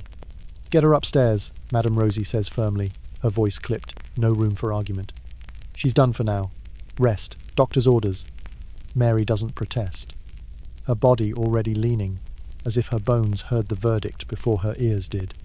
Sarah and Jenny gently guide her toward the staircase, and we all go quiet as her steps fade away like a bell being muffled under cloth. Once she's gone, Lily bends down in the far corner, pulling up a floorboard like it's second nature. From the dark space beneath, she slides out a worn wooden box with a click that's barely louder than a breath. "All right, ladies," she says with a half smile. "Time for the magic bag." The lid creaks open to reveal a motley collection of defences. Not charms, not trinkets, but shield-screwed, improvised, often unreliable, but all they had. Squares of old linen, once white, now stained with boiled herbs. Tins of powders with labels long faded. Ointments that smell like overripe flowers or vinegar. Dried plants tied in bunches pennyroyal, wild carrot, tansy bundled, like spells passed down in secret. "Look what I got." Jenny fishes something rubbery from her pocket, eyebrows raised. It's odd. A small loop of material, slick and unfamiliar. Almost futuristic in this room of wood and lace. "Travelling salesman," she grins. "Cost me a day's take." Lily snorts. "For that thing? Better than nothing, right?" Jenny tosses it on the table. "Supposed to go in first, stop the goods from getting anywhere they shouldn't." Sarah turns it over in her fingers, frowning slightly. "Feels weird." "Looks weirder," Lily mutters. "Still worth a try," Jenny shrugs. This moment-half curiosity, half caution paints a truth few care to remember.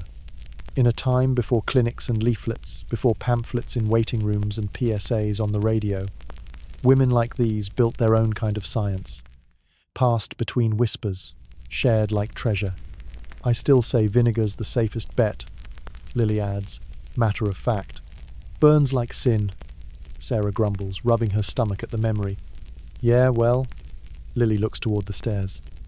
"Not as bad as what Mary's got." No one argues. The air changes. From amused to careful, from talk to tension. Jenny shifts gears. "Speaking of safety, Minna tried stealing my earrings last night. Thought I was asleep." She touches the tiny gold hoops at her ears like they're relics from a lost world. Rosie perks up. "Did you show him?" Jenny grins. "Oh, I showed him." She hikes her skirt a few inches, revealing a small blade strapped snug to her thigh, just above the garter. Didn't have to use it. Just a peek was enough. Minna suddenly remembered he left his manners in his boots. Everyone chuckles, but there's weight behind the laughter. Not nervousness, just truth. Weapons were no novelty here. They were accessories, as common as combs or corsets. Defense was part of the uniform. "Well done," Madame Rosie nods. "But remember, pulling steel is your last step. The smart ones learn to read danger before it lands a hand." She walks to the bar, grabs a bottle from behind a false panel good stuff, not the sawdust and spirits sold to strangers. Pours 5 glasses. "To staying upright and keeping your damn skin," she says, lifting hers with a steady hand. We raise ours too. No clinking. Just a solemn drink. Fire down the throat, warmth in the belly. That quiet kind of comfort that only comes from shared survival.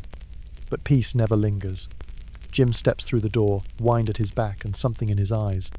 "They're talking about a hygiene law," he says. We freeze. Rosie's eyes narrow. "Mandatory checks," Jim continues. "Weekly.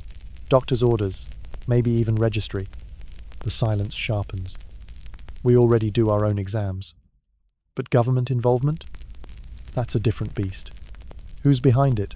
Rosie asks, though she already suspects. "New doc. Young. Big ideas. Got the preacher's wife sniffing behind him." That gets a laugh from Jenny. "Her again?" She's lost half her pews trying to drag sinners by the ear. "Lost 3 regulars last month," Rosie mutters. "All to her little meetings with cookies and shame. It's not about health. It never is. It's about control. These laws were dressed up in concern but stitched from power and punishment. A regulation meant to strangle, not to save. What do we do if it passes? Sarah asks, always the quiet realist. Same thing we always do, Rosie shrugs. We pay. We adapt. We find cracks in the wall. That's Rosie. Nothing rattles her. Not even the slow grind of a town trying to pretend it doesn't need the women it depends on. Jim steps forward again, pulling something from inside his coat. Got this too. Thought you'd want a look. It's a newspaper. Not from here too thick, too crisp, too full of real ink. San Francisco, he says. Few weeks old. He unfolds it carefully, flattening it on the table. Page 6. We all lean in, eyes scanning for whatever buried treasure he's found in the press. Their tiny headline, barely noticed by most. New clinic opens for women of the Bay. The story speaks of charity, of fallen women welcomed for clean beds and medicine. Run by women, funded by a banker's widow. Quiet, discreet, and somehow still standing. Hope flickers. Think it's real? Sarah whispers. Jim just shrugs. It's a start. A start. That's all any of us ever look for. A door, a train ticket, a letter from a sister that doesn't end in silence. Rosie doesn't comment, but her gaze lingers on the print longer than expected. Finally, she closes the paper and sets it aside. Keep it. Show the girls. Her voice softens just a little. We may live here, she says, but we don't have to die here. A beat of quiet follows, as deep as prayer. And somewhere outside, the faint sound of church bells rings again. Funny, isn't it? The women who built this town's foundations, still told to hide in the shadows. But in here, within these walls, no one hides. We survive, we adapt. We protect each other with knives, herbs, whiskey, and wit. And maybe, just maybe, we find our way out. You wouldn't have even noticed the article if Jim hadn't pointed it out. It was small, barely 3 inches tall in a San Francisco paper that had already yellowed in the corners. But there it was, tucked between advertisements for corset shops and a debate about railroad tariffs, a single hopeful headline. New treatment for venereal diseases tested in Europe. Jim taps it with a thick finger. Mightn't help Mary now, he mutters, but it's worth knowing about. You lean in. Everyone does. The whole table huddles around that crinkled scrap of print like it's a lifeline thrown into open sea. Lily reads it aloud, slow and careful. Her finger follows the line like it might wander off without supervision. Silver salts, she murmurs, almost tasting the word.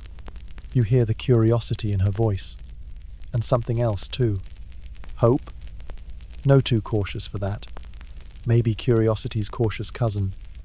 Whatever it is, it hushes the room. They're testing it in hospitals in Germany, she continues. Claim it helps stop the progress. Sarah leans over her shoulder. Any side effects? Lily scans the line again. Doesn't say. But they're giving it with mercury, still. Of course they are. Mercury was the closest thing to a miracle, and a death sentence rolled into one. Everyone in the room's either taken it or helped someone choke it down. It fights the rot in the blood. Yes, but it burns from the inside. Leaves the eyes yellow. The bones hollow. The mind lost. Still, anything new was something. Especially out here where news arrived slower than winter and medicine arrived even slower. I'll write to my cousin in San Francisco, Madame Rosie says, voice low but firm. See if she can find out more. She's already moving, reaching for paper and pen with the smooth instinct of someone who's done this before. This wasn't her first letter, won't be the last. She writes other madams. They share more than gossip, more than client names or fees or who's opening up a new house downriver. They share survival, recipes for teas, warnings about toxic treatments, which doctors turned away women and which treated them after dark, no questions asked. There's a whole underground thread of information, stretching between cities, stitched together by women with too much to lose. Evening begins to lean in now. The house shifts again like a stage changing sets between acts. The piano man arrives first, all quiet nods and sleeves rolled up. He starts with something light. Something fast gets his fingers warm. Lamps flicker to life one by one. The glow softens everything, smooths over the scuffs in the floor, the chipped china, the cracks in the wallpaper. Sawdust gets tossed across the boards, fresh and pinito soak up whatever the night spills. "All right, girls," Rosie calls. "Time to shine." And just like that, the ritual begins. Paint and powder. Corsets pulled tight, silk pulled tighter. But it's not just a show, it's armor. Each woman grabs what she needs. Clean rags tucked into pockets. A vial of carbolic acid solution, passed out by Rosie herself, sharp, sterile stuff. It stings the nostrils, smells like surgery and burnt hair. Nothing like the lilac water polite ladies dab behind their ears. Jenny straps her blade on, same spot as always, high on the thigh. Sarah drinks her bitter tea. It smells like dirt and pepper, and old root cellars. But it's her ritual, her protection. You stop by Rosie's room to check on Mary. The air in there's thicker still and sour. Her skin's slick with sweat. The broth in your hand goes untouched. "You need anything else?" you ask softly. She shakes her head, barely. "Just don't tell them how bad it is." Even now, she's thinking of the others, doesn't want them to worry. Doesn't want them to look at her the way she looked at girls before her, like death had already reached out and touched them, just not finished the job yet. You press her hand gently. "We've got it covered down there. You just rest." Back downstairs, business has already begun. The boots hit the floor, first miners, loud and dusty, the clink of pickaxes still ringing in their ears. Then come the drifters, the businessmen, a trail boss, two cowboys with the smell of open prairie still clinging to their shirts.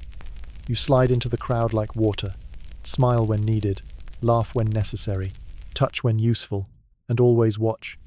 There, a miner at the bar. He coughs into a bandana so stained it's hard to tell what color it started as. But the blotches are fresh, red, and not from lipstick.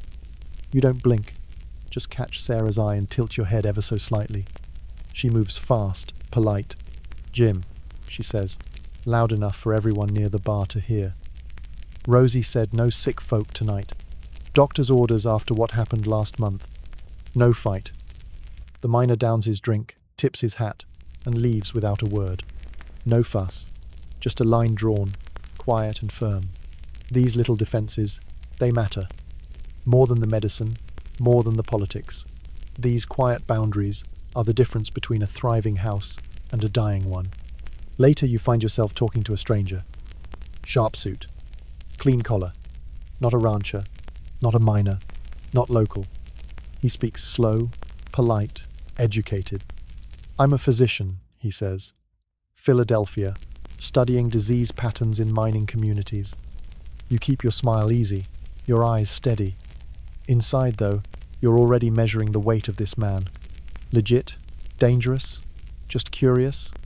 "Must see some interesting patterns out here," you say. He nods. "Different from back east. More virulent strains. Different social factors." Social factors. That's a polite way of saying girls like you. You wonder if he's here to document you. Study you like you're some animal in a field guide. But maybe, just maybe, he's one of the good ones. The ones who might actually help. You don't know yet. "What's your interest in brothels?" Sarah asks, slipping beside you with that same quiet grace she uses on stage. The doctor doesn't flinch. "Public health," he says, trying to understand the real vectors of transmission. You'd be surprised how many assumptions are wrong. Sarah raises an eyebrow. "Try us." He hesitates, then offers a wry smile. "Let's just say the diseases aren't always coming from the women." And just like that, something shifts. You don't trust him. Not yet.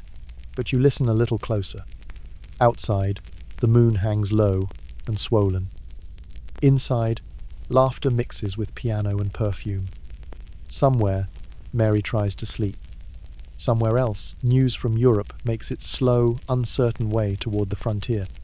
And here, in this house, the women move between dream and danger, between laughter and risk, surviving with carbolic acid, whispered warnings, and each other. Follow the channel if you're still with us. There's more truth coming.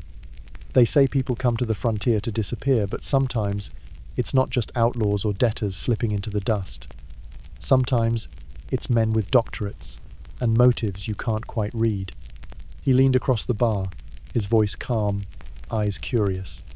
I'm a physician from Philadelphia, studying disease patterns in mining communities. Right. Now, maybe he was telling the truth. Some doctors did venture west, chasing research or redemption, but rarely to brothels, and rarely without some angle. Fascinating work, you say lightly, offering nothing. He smiles, leaning in just a little too close. I'm particularly interested in preventative measures employed in establishments like this one. Purely academic interest, I assure you. Yeah, you've heard that line before. Always purely academic. Never just interested in the stories or the science. There's a certain look men get when they ask those questions, a flicker of something between curiosity and thrill. Still, sometimes those men bring something useful. And knowledge? That can mean survival. You should speak with Madame Rosie about that, you say, nodding toward her at the far end of the room. Her silhouette is unmistakable, even through lamplight and smoke. She handles all matters of house policy. It's a practiced move. Not a no, not a yes, just a gentle deflection to higher ground. One of many quiet strategies you and the girls have picked up over the years. By the way, if you find yourself drawn into this story, hit that subscribe button. It's how we keep sharing these untold chapters of history, ones that were always whispered but never written. Later that night, you notice him deep in conversation with Madame Rosie. No raised voices, no flashing eyes, just heads bent close, nearly an hour. When he leaves, Rosie gathers the women during a rare lull in business. That man had some useful information, she says, wiping her hands on her apron. New treatments being tested back east. I've written it down for Doc Simmons to review. That was the thing people never understood about places like this. Information flowed faster than you'd expect. From city brothels to frontier parlors, word spread. About medicine, about tricks and dangers, about how to stay one step ahead. Women in the sporting life often knew more about sexual health than doctors with degrees. Because they had to. Because sometimes the wrong answer meant death. The night stretches on. You serve drinks, smile at jokes you've heard too many times, guide wandering hands back to safe territory. Occasionally, you slip upstairs for the business side of things, brief, quiet, efficient. Far from the romantic lies men told their wives about brothel life. Between customers, you keep your little rituals. A quick wash with carbolic solution. A sip of that bitter tea Sarah makes from dried herbs. You check for signs, symptoms, anything unusual. You've learned to read your own body like a ledger. Hours pass. The piano slows. Only a few hard drinkers remain, nursing glasses and regrets. You're in the corner with Sarah and Lily now, feet throbbing, eyes burning. Coins are stacked in small, gleaming piles on the table between you. Not bad, Lily mutters. Enough to put a little aside. For what? Sarah grins. Your dress shop or mine? It's an old joke. The dream of escape. Of lace curtains and shop bells instead of silk corsets and creaking beds. Of a name no one whispers behind a gloved hand. For medicine, more like, Lily says. The laugh dies in her throat as her eyes drift upstairs. Mary's up there, sweating through fever dreams. Never know when you'll need it. The room falls quiet. You don't need to say anything more. That silence is heavy. It knows what you've all seen, what you've all lost. To staying healthy, Sarah says, raising her glass. You lift yours too, to staying healthy. And again, if you've made it this far, you're clearly one of us. So go ahead and subscribe. Join this strange little family. We've got stories you won't find in textbooks. Outside, the sky begins to lighten. Another night over at the Silver Queen, another dance with danger, and another quiet victory, the kind no one ever writes about. The doors are locked. The bar is quiet. And for a moment, it's just you and the girls, breathing in the silence like it's the first clean air you've had all day. You pass by Mary's door. She's asleep. Breathing easier now, though whether it's the medicine or the sheer exhaustion, no one knows. You don't wake her. In your shared room, Sarah is already peeling off her dress with stiff fingers. Think I'll use some of that carbolic again, she mumbles. Good idea, you reply, reaching for your own vial. A final act of defense. One more shield between you and whatever might try to follow you into sleep. You lie back on the thin mattress, every muscle humming with fatigue. And still, your mind spins. Not with guilt, not with shame, but with strategy. The health ecosystem of a Wild West brothel isn't something anyone teaches you, but it's there. In the vinegar jars under the beds, in the whispered warnings, in the shared tea and secrets, and in the women, always the women who protect each other when no one else will. Not just the disease and dangers, but the ingenious protective measures, the information networks, the quiet systems of communal care that bloomed out of necessity. These women, excluded from polite society and its resources, didn't wait for help. They built their own, adapted what they had, passed down what they learned. They protected each other, as best they could with herbs, whispers, and hope. Sleep comes quickly, dreamless, deep. Your last thought before drifting off is a simple, quiet gratitude for clean sheets beneath you, for the roof above, and most of all, for still being among the healthy and working, at least for tonight. Unlike Mary's fate teeters on a fragile ledge recovery, or slow decline. And like so many others history has forgotten, she'll carry the burden quietly, as the world looks the other way. If you've stayed with us this long, thank you. It helps when people remember these stories. Hit that subscribe button if you haven't already. It keeps this little archive of voices alive. Late afternoon now, and the sun filters through the windows of the Silver Queen, casting long shadows across the dust motes, dancing in the amber light. It's that strange quiet hour again, that delicate seam between the private hours of the house and the bustle of business that follows. It's soft, sacred, almost. In the corner, Madame Rosie sits at a small desk, spectacles low on her nose, ledger open in front of her. Her pen scratches rhythmically as she tallies rows of figures. It's not the scene most folks picture when they think of a brothel, but here, it's one of the most important rituals of the week. Accounting. Girls, she calls up the stairs not unkindly. Ledger time. One by one, the women descend. Some rubbing their eyes, barely awake. Others already washed, hair pinned, faces freshened for the night ahead. They gather around the desk not out of obligation, but genuine interest. That book holds the numbers that keep their lives afloat. Good week overall, Rosie says, flipping the ledger to face them. Up 15% from last month. A murmur of approval ripples through the group. Contrary to the popular myths, the ones where madams exploit their girls and hide the earnings, places like the Silver Queen often ran on transparency. Not kindness, necessarily, but practicality. The women knew what they made, what they owed, what they got to keep. Sarah, Madame Rosie says, nodding. You're up nearly $20. That cattle broker must have taken a real shine to you. Sarah just smirks. Not pride exactly. More like professional satisfaction. Regular, specially wealthy ones meant stability. A rare thing in this life. Now Theen expenses, Rosie continues, flipping to the next page. Rent to Mr. Holcomb. $5 a week, so $20 for the month. Liquor bill from Thompson's 42 and change. Wood and coal 15. Water delivery 8. Piano player 12. It's dry stuff. Mundane. But it's the foundation the whole place stands on.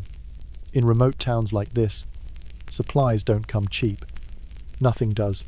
Dr. Simmons $25, Rosie says, plus another 15 for Mary's treatment.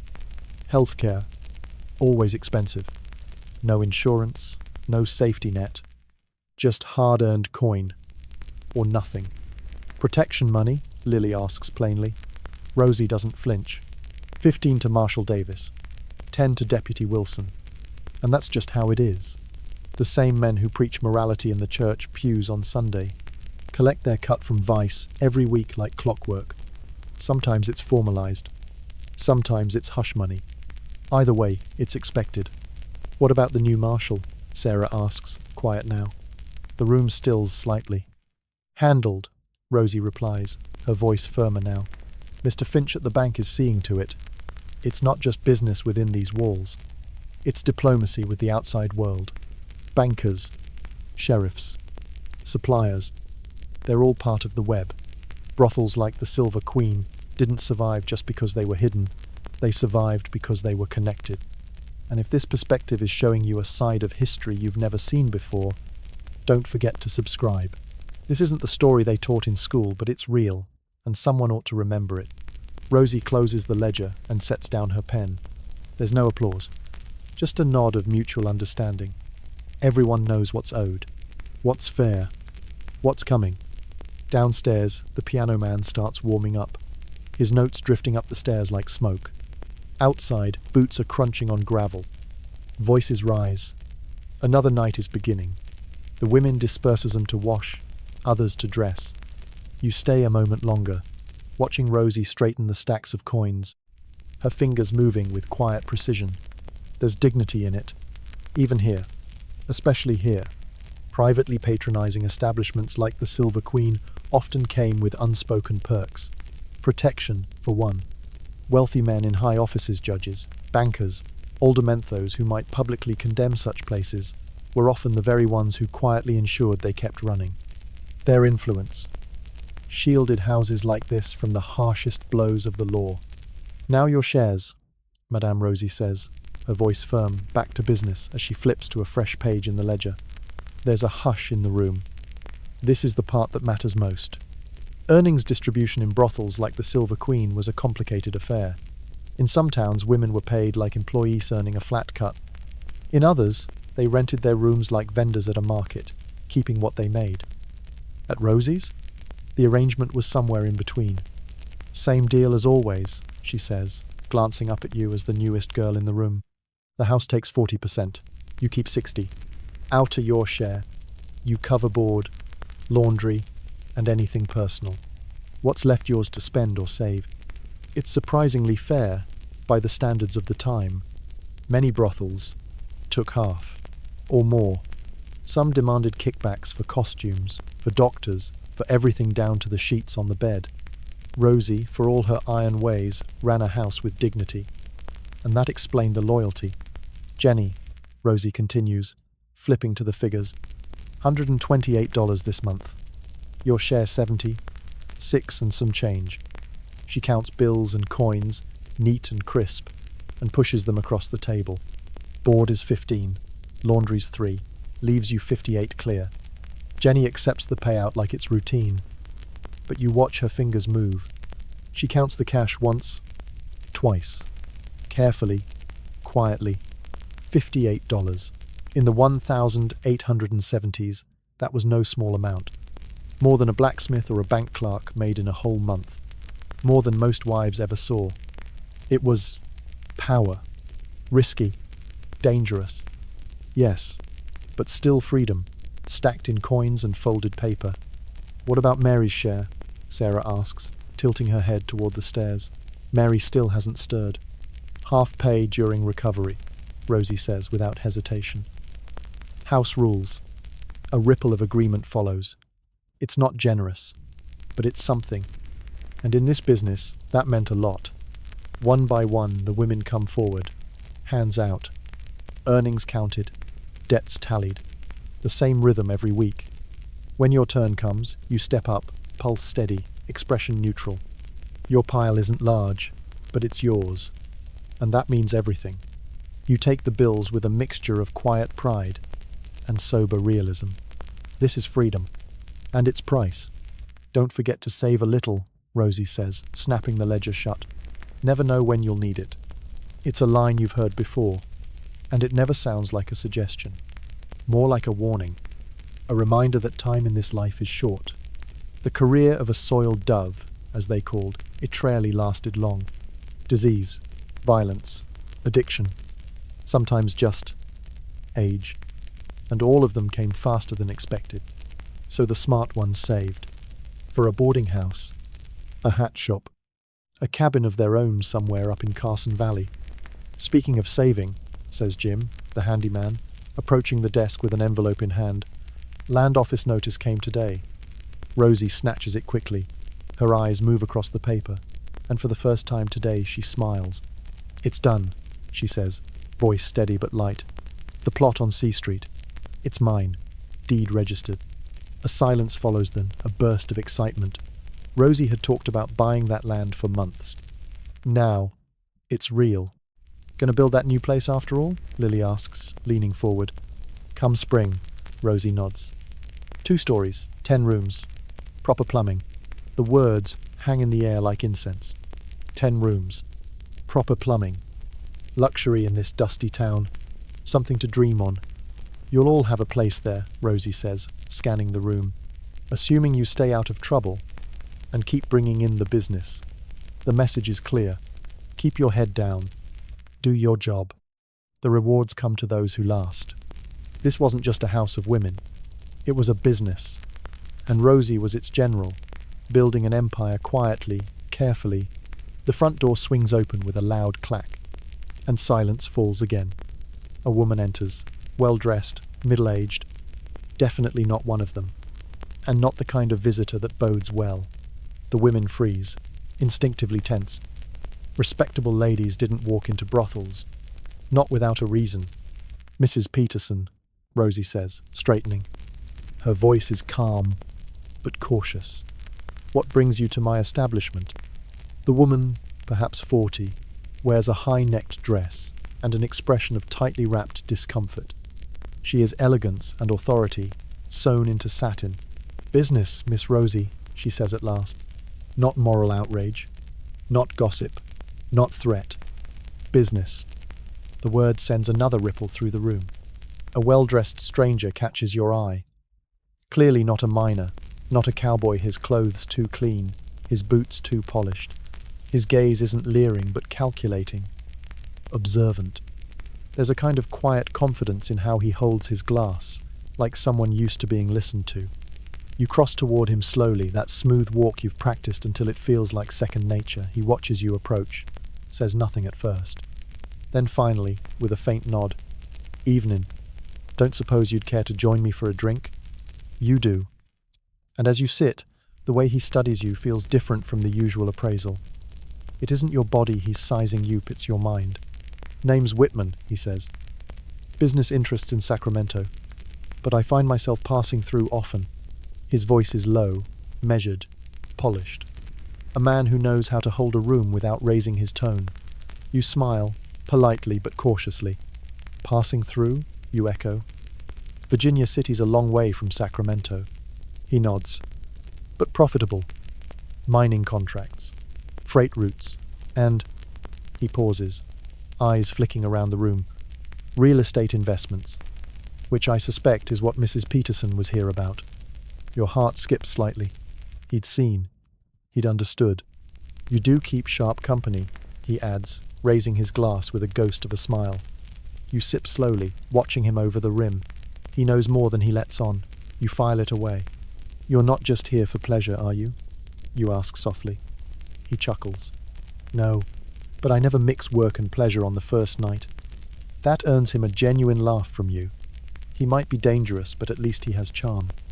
Across the room, Madame Rosie watches, and nods barely when your eyes meet hers.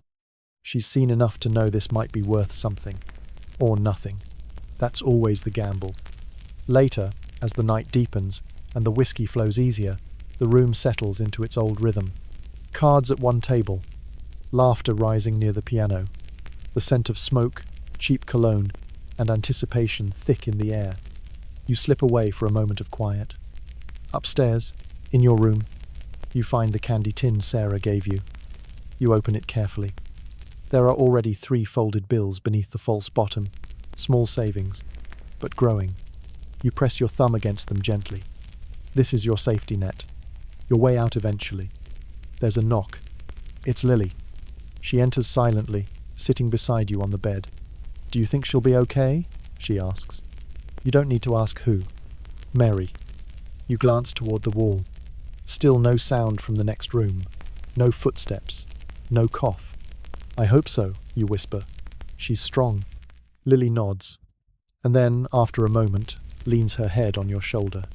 The moment hangs, fragile. 2 women resting in shared quiet, while the world outside keeps spinning rough. Don't ever think we're alone in this, she murmurs. We might be forgotten by the town, but not by each other.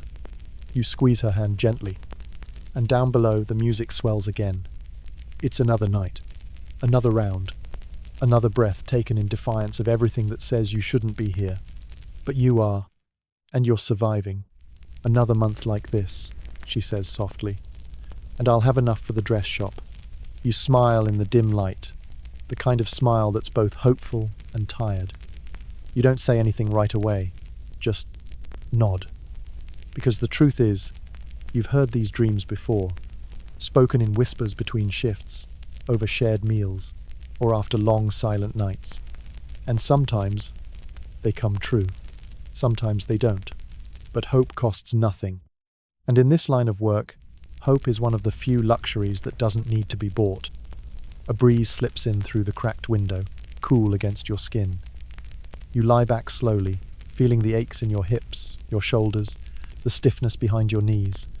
All familiar by now, all expected. You turn towards Sarah, whose eyes are already closed. Still counting dresses, maybe.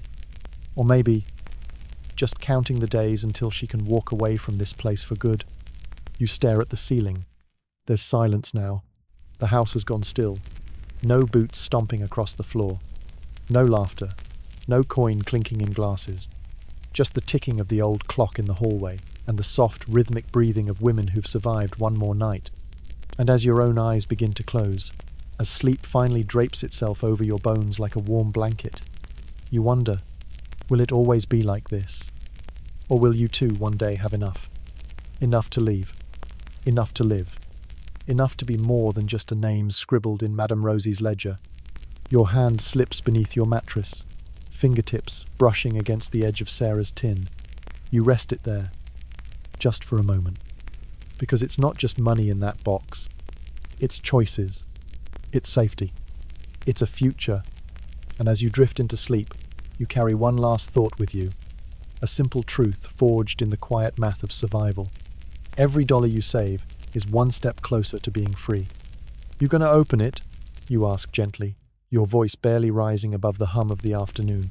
Sarah turns the envelope over in her hand, her fingers stroking the edge like it might disappear if she let go. Maybe, she murmurs, hesitating. Then with a slow sigh she adds, or maybe it's just my ticket east.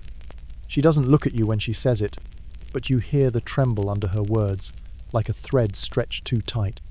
It's the kind of uncertainty you've grown used to around here, the soft crack in a voice full of quiet hope and quieter fear. Sometimes Sarah talks about setting up her dress shop. Other times, she just wants to go home, wherever that is now. And really, it doesn't matter what the plan is. Not exactly. What matters is the number in her head. The number that means freedom. What about you? You ask, brows furrowing as you lean your elbow on the windowsill. How much is enough? She pauses. For once, she's not quick with a joke. 500, she says finally. No hesitation now, just truth. That'd do it. She lays it out plainly, like she's read it from a ledger she keeps in her soul. 500 for a train ticket, a few decent clothes, and enough to start fresh, in a place where nobody looks at her like they know. $500. It might as well be a mountain. In the 1870s, it could take a skilled man a year to earn that much. For a woman in your line of work, it's possible, just barely. But it takes discipline, and luck, and a whole lot of nights like this. You'll get there, you say softly, meaning it. I hope so, Sarah whispers, curling under the blanket. She sounds tired now. Not just tired in her bones, but tired in the kind of way you carry in your chest. The kind of tired that remembers other women who didn't get there. Better than ending up like S, she says suddenly, eyes closed now. Worked here before you did. Spent every dime she made. You say nothing. Too old for here now. Last I heard, she's down in the cribs. Drinks whatever she can earn from the roughest miners. She's not gonna last long. That name isn't just a person. It's a warning etched into the walls of every brothel in the West. A memory of what happens when you forget to save. When you think it'll never catch up to you. When you gamble the future on one more good night. Outside, the town is waking. Stamp mills begin their endless hammering, pounding silver from stone. The sound fills the air like a heartbeat, relentless, mechanical, inescapable. You lie back in your bed, eyes on the ceiling, and think about the sound. It's the sound of men working underground for scraps of silver, and the sound of women upstairs turning that silver into survival. In the quiet before sleep, your thoughts drift across everything you've seen today. The numbers Rosie called out, the coins you tucked away, the dresses not yet stitched, the letters from cousins you've never met. A brothel isn't just a place, it's a ledger. A constant balance between what's spent and what's left to save. Between staying alive and getting out. Sarah's breathing has slowed beside you. You think about what she said. 500. Then you do your own math, quick and sharp. How many nights like this one would it take?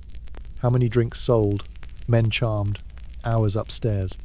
How many risks? How many quiet checks for trouble after each visit? How many fake laughs? How many real bruises? The numbers spin behind your eyes until they blur into sleep. And as you finally drift, it's not dreams of love that find you. No nights on horseback, no saviors. Only dreams of dollars, of clean ledgers, of numbers that add up to a way out. The next day, the sun filters through lace curtains, soft and golden, laying warm shadows across the worn wooden floor. Dust swirls lazily in the stillness, like the house itself is catching its breath. It's been 3 months since you walked into the Silver Queen. 3 months of hard lessons, of watching and listening. 3 months of trying not to feel too much. Now, you sit by the window, patching a torn stocking with a needle that keeps slipping in your sore fingers. You've stopped counting the days, but you know them in your bones. "Letter for you, Sarah," Jim says as he walks past, holding a single envelope. Sarah freezes mid-step. She doesn't snatch it. She takes it slow, reverent, like it might vanish if she moves too fast. She looks at the return address. Just once. "Thanks," she says. Just one word. But it's thick with meaning. After Jim leaves, you ask the obvious question. "Good news?" "I hope so," she says. "It's from my cousin in San Francisco. She's been helping me find a place for the shop." There's something new in her voice-nervous pride. Like the dream might finally be stepping out of the shadows.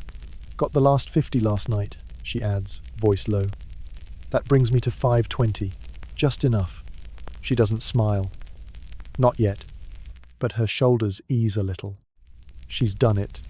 Saved enough for a train, rent on a little space, a few tools to start fresh. Not rich, not safe, but possible. And that's more than most ever get. That moment right there, that's the one they never show in dime novels. The woman not escaping with a lover, but with her own money, her own will, her own damn name. She folds the envelope, unread, and tucks it in her dresser. Not today. Today, she's still here. But maybe not for long. And you. You feel something stir deep in your gut. A pinch of envy, a touch of awe, and something sharper, resolve. Because if Sarah could do it, so can you. Maybe not this month, maybe not the next, but someday, and when that day comes, you won't look back. Not even once. You let out a quiet breath. Josephine. You'd never met her, but you'd heard the name before spoken in the same hushed way people talk about luck or miracles. She finally did it, Madame Rosie says, shaking out the last bits of snow from her coat. Moved to St. Louis. She pauses, savouring the moment. Better, she adds with a small smile. Married that cattle broker who chased her for years. He bought her a house in Denver, right on Quality Hill. There's a stillness in the room now. Denver, Quality Hill, respectable, as can be. For a moment, no one speaks. The silence isn't envy, it's awe. Not because she got out, but because she made it somewhere clean. Sarah leans back against the wall, eyes distant. Never thought she'd settle, she murmurs. She always said she was going to die in a room upstairs, drink in hand and feathers in her hair. Madame Rosie chuckles softly. Maybe she just found a better room. That's the thing about women like Josephine. They weren't saints. They weren't tragic heroines. They were businesswomen. Tough, smart, adaptable. And every one of them knew that in this world, dreams don't come for free. They come with a cost. And the receipt is always written in hard nights and quiet sacrifices. Still, Stories like Josephine's matter. They're more than gossip, they're proof. Proof that escape isn't just a fantasy. It's possible. Not easy, not common, but real. And sometimes, that's enough to keep someone going. Enough to get through another shift, another client, another toast to better days. Sarah catches your eye. You'll get your Josephine ending, she says quietly. Just got to survive long enough to write it. You nod. But inside, you wonder. Not because you doubt your will, but because you know the odds. Most women didn't get a house in Denver. Most got a room in the cribs, a drawer full of IOUs, and a handful of people who used to know their name. Still, hope lives here. Not in grand speeches, but in ledgers. In tin money boxes with false bottoms. In letters from cousins. In savings counted after midnight. Madame Rosie settles into her chair with a sigh. Her anger from earlier has faded, replaced by the kind of tired that only comes from running a business built on shifting sand. That temperance lot won't win, she mutters, more to herself than to anyone else. But it's a reminder. This game's always changing. She's right. The brothel business isn't just about bodies and beds. It's about weathering storms of opinion, of politics, of money. It's about knowing when to pivot, when to hide, when to rebuild. And the women who survive here longest aren't always the prettiest or the youngest. They're the ones who learn to read the wind. Rosie glances around the room, eyes softening as she looks at each of you. Get your rest, she says. Big weekend coming. Snow always brings them in. You rise with Sarah, both of you moving quietly through the house that now feels more like clockwork than mystery. But as you pass the front parlour, you pause. Your fingers trail along the edge of the ledger still resting on the desk. Open. Waiting. Numbers lined up in perfect rows. It's not a diary, not a confession, but it tells the truth all the same. Every dollar earned, every expense paid, every step closer to something else. And that's the thread you follow now. Not romance, not rescue, but the math of freedom. You don't know if you'll end up in San Francisco, or Denver, or back east, where your name means nothing. But you know this. You'll count every coin. You'll mark every milestone. You'll survive this place. And when the time comes, you'll buy your own damn ticket. And the story they tell after you leave? It won't be tragedy. It'll be legend. Marrying out of the trade was a golden ticket, but not many held it. Sure, some customers fell for the girls' developed attachments, made promises in the haze of whiskey and warm nights. But when dawn came, most vanished like smoke. Because marrying a former working girl, that came with a price most men weren't brave enough to pay. The few who did. Well, they were often men who didn't have much to lose themselves. Drifters, tradesmen, men already bent sideways by society. Never thought she'd go out that way, Sarah mutters, half to herself, twisting a stray thread off her sleeve. Always figured she'd open that restaurant she used to talk about. That's the thing about life, Madame Rosie says, folding herself into her usual chair beside the iron stove. It surprises you. Which is why I tell you girls always keep a spare key in your pocket. You never know when a door might open. Just then, Mary comes down the stairs, newspaper in hand, cheeks still pink from the cold. Look at this, she says, eyes lit with something rare hope. She opens the paper wide and taps a small circled ad. Lady Barber wanted. Carson City. Says they'll train the right woman. The room stills. Barber? A woman? It's bold, risky, practically scandalous, but real. And just like that, conversation explodes. Not much pay, Lily says, ever the realist, peering over her shoulder. Says starts low, but includes room and board during training, Jenny points out. And you'd be working with real people, honest work, not pretending you're someone you ain't.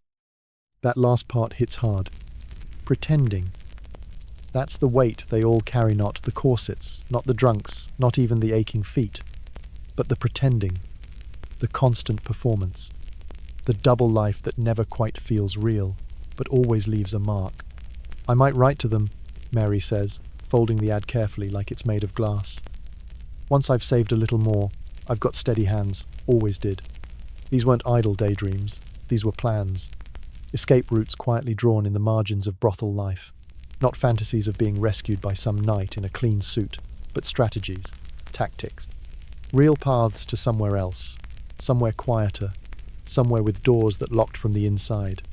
Evening creeps in, and with it, the house begins to shift. Lamps lit, corsets tugged tight, the piano in the saloon plinking out its first drunken notes of the night. Upstairs, in the room you share with Sarah, she finally opens that letter she's been carrying like a secret. Her eyes skim the page, face unreadable, then softens. She found one, Sarah says, barely above a whisper. Tiny place, but on a decent street. Belonged to a seamstress before, so it's already set up. That's amazing, you say, half beaming, half bracing.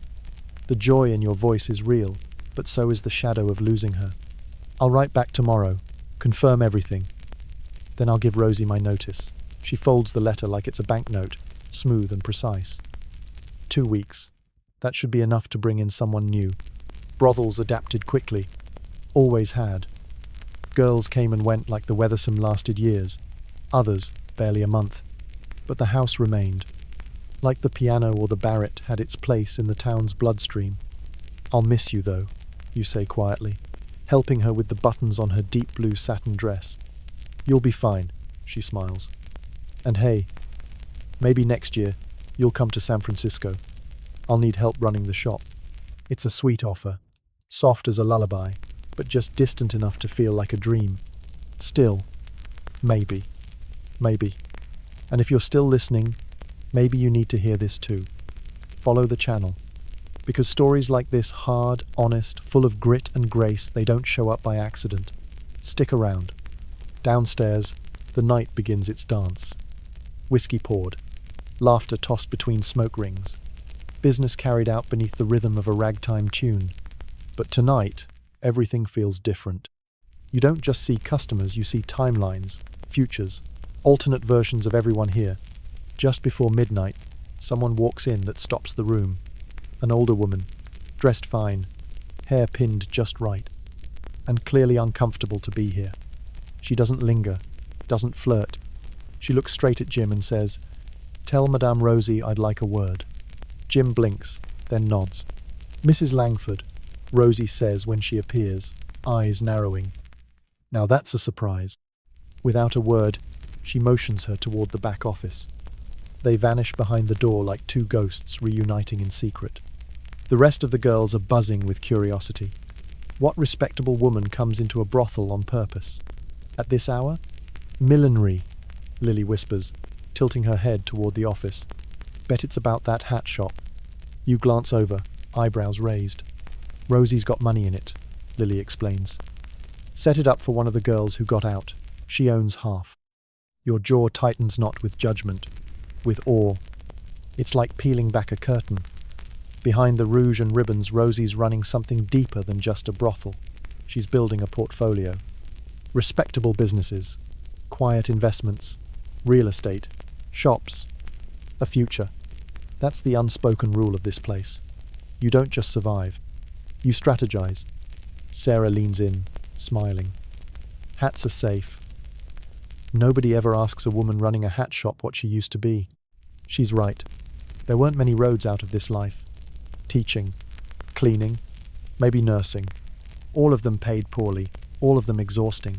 But running a shop? That was something you could grow into. With enough money. Enough grit. And maybe, just maybe, a little help from someone who used to be just like you. When Rosie reappears 30 minutes later, her face gives nothing away. The older woman leaves without a glance. Investment opportunity, Rosie mutters, brushing past the curious stares. Nothing for you girls to worry about. That's her way. She shares enough to teach you, but never enough to burden you. Soon after, the piano starts again. The regulars arrive. The room fills. You take a deep breath and step into your role. But you carry something new with you tonight. Not dread, not fear, possibility. A letter in a drawer. A seamstress shop waiting in San Francisco. A woman in Carson City, looking for a steady hand with a razor. Paths. Forks. Windows. They're not dreams anymore. They're choices. And if you play your cards right, one of them might just lead to your own front door. The last person you'd ever expect to walk through the doors of a brothel just did. Elegant coat. Silver hair pinned high. Eyes sharper than a banker's ledger. The sort of woman who could silence a dinner party with a glance. "I'm here about my grandson," she says, voice tight with disapproval. "I understand he's been spending a significant portion of his inheritance here." Madame Rosie doesn't blink, doesn't shift in her chair. She simply nods and gestures politely. "Let's talk in private." And just like that, the two vanish into the office at the back of the house, leaving behind a stunned silence heavy with curiosity. Half an hour passes. Slowly. When they return, something has shifted. Not warmth, no. This woman's spine is still made of marble, but a kind of mutual understanding. Like two generals who've seen the same war from different trenches. "Thank you for your discretion," the old woman says, adjusting her gloves with care. "Family matters," Rosie replies softly. "Always deserve privacy." Once the door clicks shut behind her, every woman in the room leans in closer. "She's right to worry," Rosie says, answering the unspoken question. "The boy's been throwing around money like it grows on saloon tables. We've reached a compromise. He's still welcome, but there's now a hard ceiling on his credit." The collective hum of surprise turns to quiet admiration. Rosie had done what few could, brokered peace between a Victorian dowager and a frontier madam. It's a strange balance, this life. A house like the Silver Queen sits both inside and outside of society, shunned by polite conversation, yet essential to the way things run. And sometimes, if the right amount of money is involved, even the most rigid social lines begin to bend. "Never thought I'd see old Mrs. Langford inside a place like this," Lily whispers, wide-eyed. Her husband was a deacon. Rosie chuckles, dry as dust. "Everyone has their limit, Lily. Hers was watching the family fortune land in my till instead of hers." Another night deepens around them. Whiskey flows, cards shuffle, boots scuff against wood. On the surface, everything looks routine, but underneath, things are shifting, quietly, irrevocably. Sarah's packing up her life. Mary's eyeing a whole new career. Rosie's rewriting the rulebook yet again. And after the last customer stumbles out, the doors are bolted tight, and the piano finally rests. The women gather one last time in the kitchen, bathed in warm lamplight and the clink of mismatched dishes. "To Sarah," Lily says, raising her glass high, voice soft but proud. "May your needles stay sharp, and your customers always pay in full." "To Sarah," the others echo, laughter threading through the air like smoke. It's not just a toast, it's a blessing, a benediction of sorts for the rare and sacred event. One of them getting out. "I'll write," Sarah promises, tucking a curl behind her ear. "Keep you all posted." "We'll visit," Jenny grins. "If we ever make it out to San Francisco." The goodbyes don't feel final, just open-ended, like pages of a book left dog-eared, waiting for another chapter. Because when women have shared the kind of life they've lived here, well, those connections stretch across miles and years. You'll want to follow their stories too. So don't just listen, subscribe. Stick with us. These aren't just stories, they're pieces of history too real to forget. Eventually, the gathering breaks. One by one, the women drift upstairs, worn out by another night but clinging to something bright. Hope, grit, possibility. Alone in your room, you watch Sarah carefully fold her things into a small travel case. Not for tonight, but soon. A dress neatly pressed. A photograph. A scarf wrapped around a bundle of savings. "You nervous?" you ask, watching her tie the bundle tight. "Terrified," she admits without hesitation. "It's been 7 years since I lived outside this world. Sometimes I wonder if I even remember how to act normal. That fear of being too marked by this life to ever truly leave, it lurks in the shadows of every working woman. Not just the fear of being judged, but of not remembering how to belong anywhere else." "You'll be fine," you say, and mean it. "You're smart. You've got skills. And you've got more sense than any of us." She smiles, but it's a quiet smile. The kind that knows the road ahead won't be easy. There's no guarantee of success, only a suitcase and a plan. And yet, those two things alone, that's more than most ever get. As Sarah folds a family photograph into a handkerchief and tucks it between her spare shoes, the weight of what's ahead seems to settle on her shoulders. But she doesn't crumble. She exhales, then nods. Outside, the lamps of Virginia City still glow. The streets whisper with wind, and in the distance, the dull hammer of a stamp mill marks time like a metronome. Life goes on, even when it's changing. Inside the Silver Queen, the rooms are quiet now, the perfume of the night fading into the creaks of settling wood. And as you lie back in your bed, watching Sarah's silhouette in the flickering lamplight, you can't help but think of all the different doors women walk through in this life, and the ones they try to walk out of. Some made it, some didn't, some still weren't sure. But all of them every single own deserved, more than what the world ever gave them credit for. She closes the valise slowly, tucking it beneath her bed like it might wake if she moved too fast. "Guess I'll find out soon enough," she murmurs. Not quite to you, not quite to herself either. Outside, snow begins to fall on Virginia City, soft as lace, but thick as silence. It hushes the clang of the mines, dulls the distant stomping of boots and wagon wheels, wraps the hard bones of the town in something gentle. For a moment, just a moment, it almost looks beautiful, like the place has forgotten its sins for the night. You sit in that quiet together, not speaking, just listening to the soft scratch of flakes against the window pane. Then, Sarah glances up at you, eyes distant but sharp. Ever wonder what people will remember about places like this? Her hand gestures vaguely to the room, to the house, to the lives lived in half-light and laughter and ledger books. Like 100 years from now. You blink, surprised by the turn. But it fits, somehow. The end of something always pulls strange thoughts into the open. "I don't know," you say finally. "Maybe nothing. Maybe we'll disappear." She smiles, but it's not bitter. "Or maybe," she says, "they'll invent stories, turn us into holy martyrs, or filthy devils, saints or whores, nothing in between." It hits you harder than expected, because she's right. And history, as we know, rarely bothers with middle ground. The brothel girls of the West would one day become legends painted with rouge or regret, depending on who held the pen, but almost never as they really were. "We were just people," Sarah says softly, already speaking of herself in the past tense. "Just women trying to get by. Same as anyone." It's a simple truth, quiet but enormous, because behind every old photograph, behind every saloon ghost story or dusty museum plaque, were real women, with favorite colors and sour knees and dreams that wouldn't die no matter how many nights they worked through. They made choices, sometimes awful ones, sometimes brilliant, and they paid for all of them, in coin and consequence.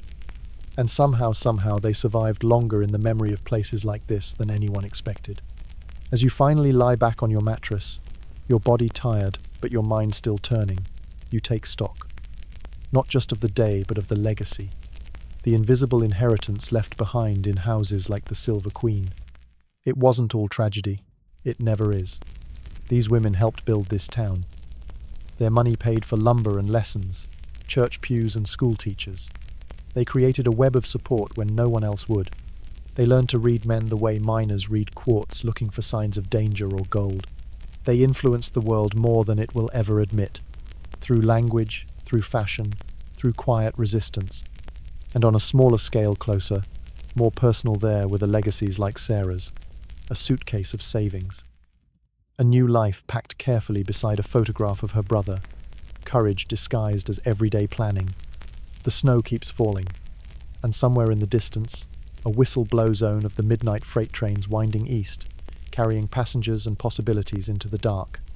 Your last thought before sleep isn't of lace or lipstick or even ledger books. It's this. How many nights like this one would it take for you to buy your own chance? To leave this bed behind? To make sure that when history forgets the middle ground, you'll already be standing somewhere beyond it? And if you want to follow stories like this, real ones, the kind they won't put in textbooks, don't forget to subscribe. We'll keep digging into the past, one forgotten voice at a time. Like Mary, who considered stepping into a profession no woman in her mother's time would have dared. And like Madame Rosie, building her quiet empire with bricks of wisdom and grit. They each found a way to break free, carving exits through the very walls that once confined them. Sleep begins to take over. Your limbs grow heavier. The rhythm of the night softens. Outside the window, snow continues to fall. Silent, weightless, disappearing just as it touches the ground. Each flake, a brief moment, gone. Just like the women who once passed through these walls seen for an instant, then forgotten by history. Yet their presence never truly left. It's there in the floorboards, in the silence between footsteps, in the echoes of laughter, negotiation, and survival. They didn't leave behind statues or books or famous names, but they did leave something. Their stories weren't the fantasies people would write later. They weren't goddesses draped in velvet, and they weren't demons deserving shame. They were simply human. Women making the best decisions they could, with the limited choices they were given. You feel the contrast between the coarse mattress beneath you and the warmth of your own bed at home. The comfort you now have, compared to what they endured, feels more real than ever, and a quiet sense of gratitude rises. These women navigating hardship with strategy, using smiles like currency, memorizing preferences and schedules like ledgers, they built more than we realize. They survived when most wouldn't have. They formed networks in places where trust was scarce. They took risks when society gave them none. They turned survival into skill, fear into forward motion. They learned business before women were welcome in boardrooms. They led lives of quiet leadership when independence was punished. They formed sisterhoods in shadows while society shut its doors. Their legacy lives in places no one expects. In the heart of dusty towns built partly on brothel dollars. In dress shops opened with savings tucked away beneath loose floorboards. In community centres once seeded by madams who knew life's edges too well. In family trees carried on by women who carved out futures for children behind drawn curtains. And most importantly, their legacy is alive in the very idea of what women are capable of, especially when no one believes they can. Even when the world wasn't ready, they moved forward anyway. As sleep creeps closer, your thoughts drift to Sarah, folding her dress, wrapping her past into a small, worn valise. She's leaving, not just with earnings, but with something greater strength earned through struggle. Knowledge not found in books. Confidence built one choice at a time. In that quiet image of her departure is the real story. The story not written on monuments or quoted in textbooks. The story of women whose names history never bothered to remember. Women who weren't famous, weren't infamous, just determined. And together, their quiet defiance shaped the West. Rest easy now. Let this be a reminder, not just of where they were, but how far they came. Let their stories linger with you, because while they may not have left behind grand tales for history to celebrate, they left behind something better. Real lives, real lessons. And if you felt something in their journey, something honest, something moving, make sure you subscribe to the channel. There's more where this came from. Stories that deserve to be told. Stories that would vanish unless someone like you listens. History wasn't built by kings and generals alone. It was also written quietly by women like Sarah, Rosie, and Mary. In whispers, in survival, in small victories, one night at a time. And sometimes, those are the stories that teach us the most.